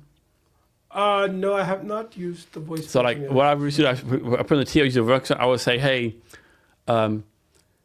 pretend you're my sales coach and like I'm doing whatever. Yeah. And you can break it down like note by note. Like suppose you have like a sales script, like 20 page, like 20 line page script, and like note by note, right? It'll break it down, right? Nice. You can say, hey, I'm selling shot glasses to liquor stores. Sure. And like the whole thing, right? There's a lot of uses for it, right? I think it's to make humanity better, right? Yeah, absolutely. I was doing a research on a couple of companies. I wanted to see company versus company B, which one was better and all that stuff. So did that kind of stuff with AI, and Gemini was really, I felt like really powerful. Yeah, but at the same token, it was affirming. Okay. So it was sort of. Yeah, I don't need that. Yeah. You don't be like, hey, tell me everything I'm right about, Right, exactly. I mean, sometimes it's good to know what you're right on. Yeah. But sometimes it's good to be challenged as well. But again, you don't need ChatGPT saying, hey, Jason, that's the most fucked up answer I've ever heard in my life, you know? Yeah. Yeah. So do you think do you think anyone's going to invent a new open AI, or do you think we would have like so he says Grok, ChatGPT, Gemini, Perplexity, DeepSeek? Do you think anything that's going to come out in the future? I think that's it for now. I mean, there will be other players coming out, but I think They cost so much money though, right? yeah, but I think unless they're significantly different than other players, They're all kind of the same, right? yeah, most people are now building wrappers on top of these. Oh, Yeah, God. some things are different. Yeah. Yeah. How about Microsoft? What does Microsoft have? They have Copilot, right? Yeah, and then they bought OpenAI. Yeah. So The people don't realize that OpenAI is actually owned by Microsoft. Yeah. yeah. I mean, no, it is. 49%, but they own the fucking company. Yeah. Yeah, and I think that OpenAI name is a big misnomer. It's Yeah. not open source or anything like No. that. Yeah, that's a good point, right? Yeah. And they're supposed to be nonprofit, OpenAI, like open, like, yeah, that's changed. Yeah. Yeah, that's all changed. So it's like, it's closed AI now. Yeah. Have you messed with Notebook LM? Oh my God, yes. Have you? Oh yeah, I love Oh my God, yeah. Yeah. Yeah, I love Notebook LM. Definitely great for research and Have you used a podcast thing yet? yes. Yes. Have you done the thing where you put a document in there, they're talking, you like push a button and like, hey Jason, what can I do for you? Ask a question like just like that, answer a fucking question. Yeah. That's fucking scary technology right there. Yeah, absolutely. Yeah. So is there anything I should have asked you? I haven't asked you yet. Anything else you want to talk about? I think just in technology, I'm just a technology fan person, and I think I'm generally positive of where things will go. Yeah. So Cool. So how can people reach out to you? Oh yeah, so people can reach out to me via LinkedIn. That's just LinkedIn/Akalpit-Gadre. My email, either my personal or my authentic email, it's akalpit@authentic, OTHENTK.com. I spelled it differently for the domain. But yeah, people can reach out to me that way. LinkedIn is really good. I'm always on LinkedIn. You get a. And how can people watch your Quantum Playground videos? I am starting to think about how to publish them.